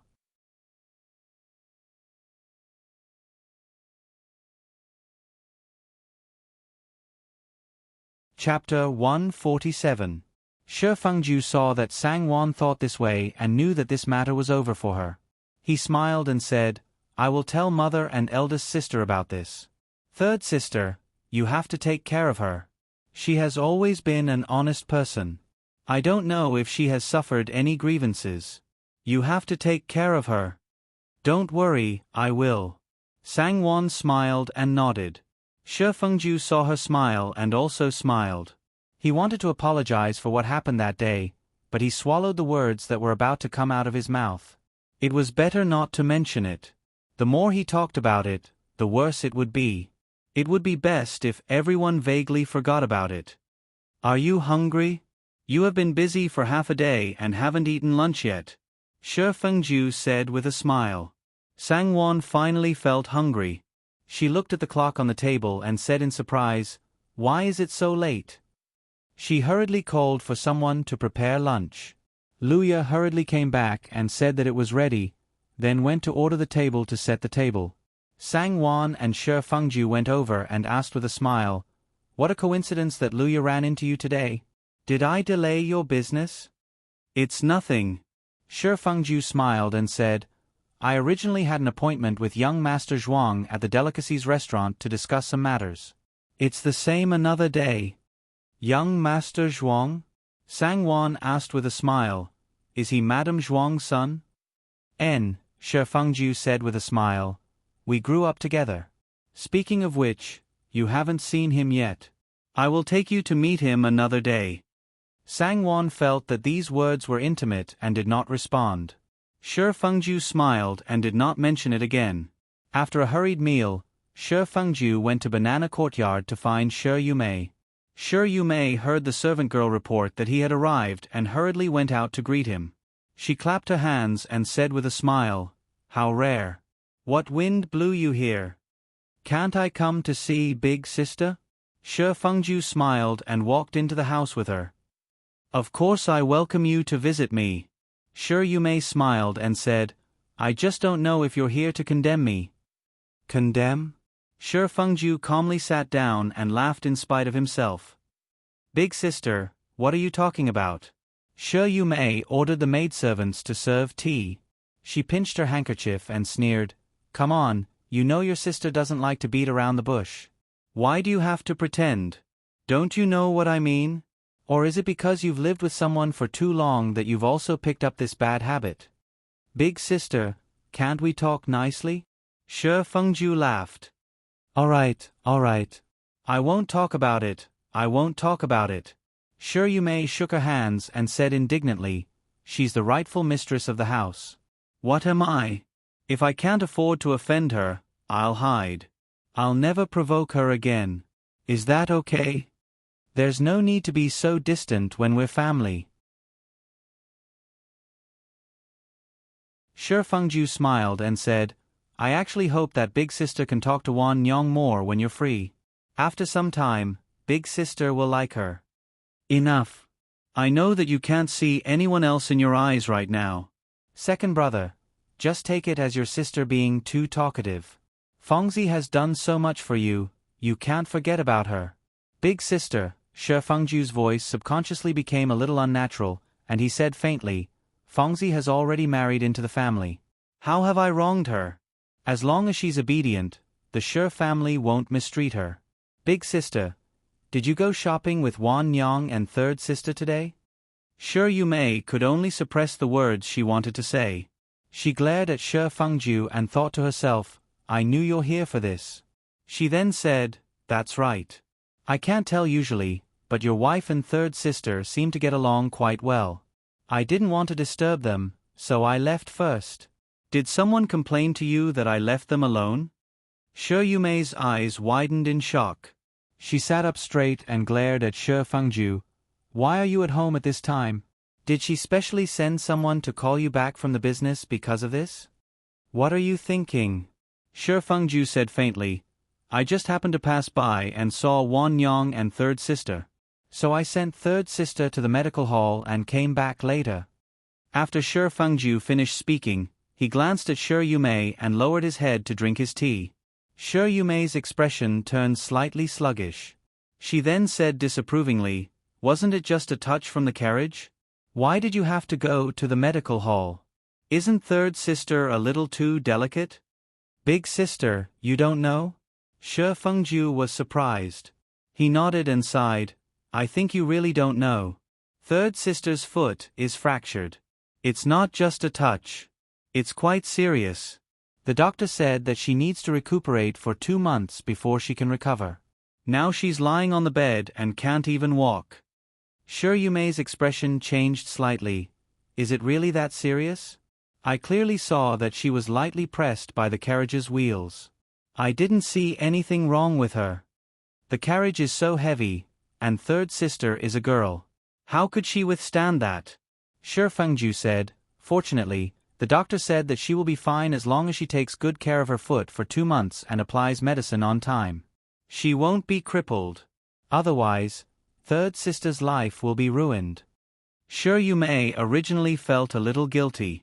But when she heard Shi Fengju's words, it seemed like he was blaming her. She said angrily, It's all my fault. It's all my fault. Is this okay? It's fine if she's fine. If she's crippled, I'll compensate her. Big sister. Hearing his big sister say such childish words, Shi Fengju didn't know whether to laugh or cry. He said, That's not what I meant. Then what did you mean? Shi Yumei coldly snorted, If that's not what you meant, then why did you come here to tell me? Is it wrong to tell you? Shi Fengju was also a little annoyed. He stared at Shi Yumei and said, Big sister, think about it yourself. Are you not in the wrong in this matter? If you were the one who was injured, and third sister left like this, what would you think? How dare you? Shi Yumei was so angry that she shouted, but then she was at a loss for words. Shi Fengju leisurely stared at her and said, So big sister also knows about it. Third sister is our sister after all. If something really happened to her because of this, how can big sister be at ease for the rest of her life? Third sister has always been good-natured. I don't remember when she offended big sister. Why does big sister dislike her? I thought I understood big sister, but now I understand that it's not like that at all. Big sister, I don't understand what you want to do. I only came here today to tell big sister about third sister's situation. Big sister, if you have time, please go and see her. Don't drag this matter onto third sister again. Third sister didn't say anything, and she didn't make up anything or have any grievances. Big sister, don't think too much about it. After Shi Fengju finished speaking, he got up and left Banana Courtyard. Shi Yumei opened her mouth and moved her lips, but she couldn't say a single word. How would I know that she was so delicate? Am I that vicious? Shi Yumei muttered. She felt an indescribable grievance in her heart. Big cousin. Gu Fengzi leisurely came out from behind the partition. She supported Shi Yumei and gently comforted her. Don't say that. Big cousin, you have a straightforward personality. How can you be so vicious? This was just an accident. Big cousin, how can you take the blame for it? Big cousin didn't mean it that way. He just wanted to tell you to be at ease. You were just saying to me that you didn't know if third sister was injured. Now that you know, you should be at ease. At that time, you had something to do. Wasn't third cousin accompanied by big sister? It has nothing to do with you. Besides, who knows if anything happened after you left? Maybe it was because of something else that caused third cousin to get hurt? Big sister is also too much. If she really cares about third sister, she should have sent her to see a doctor as soon as possible. With so many delays, even if she was fine, something would have happened. Shi Yumei felt slightly better after hearing that. She sneered slightly and said, See a doctor as soon as possible? It wasn't easy for her to find such a good opportunity to find fault with me. How can I not seize it? I think she was the one who delayed third sister's treatment. Humph, I'm curious. How can it be so coincidental to meet Fengju? The more sure Yu Mei thought about it, the angrier she became. She was sure that Sang Wan was scheming and had plotted against her.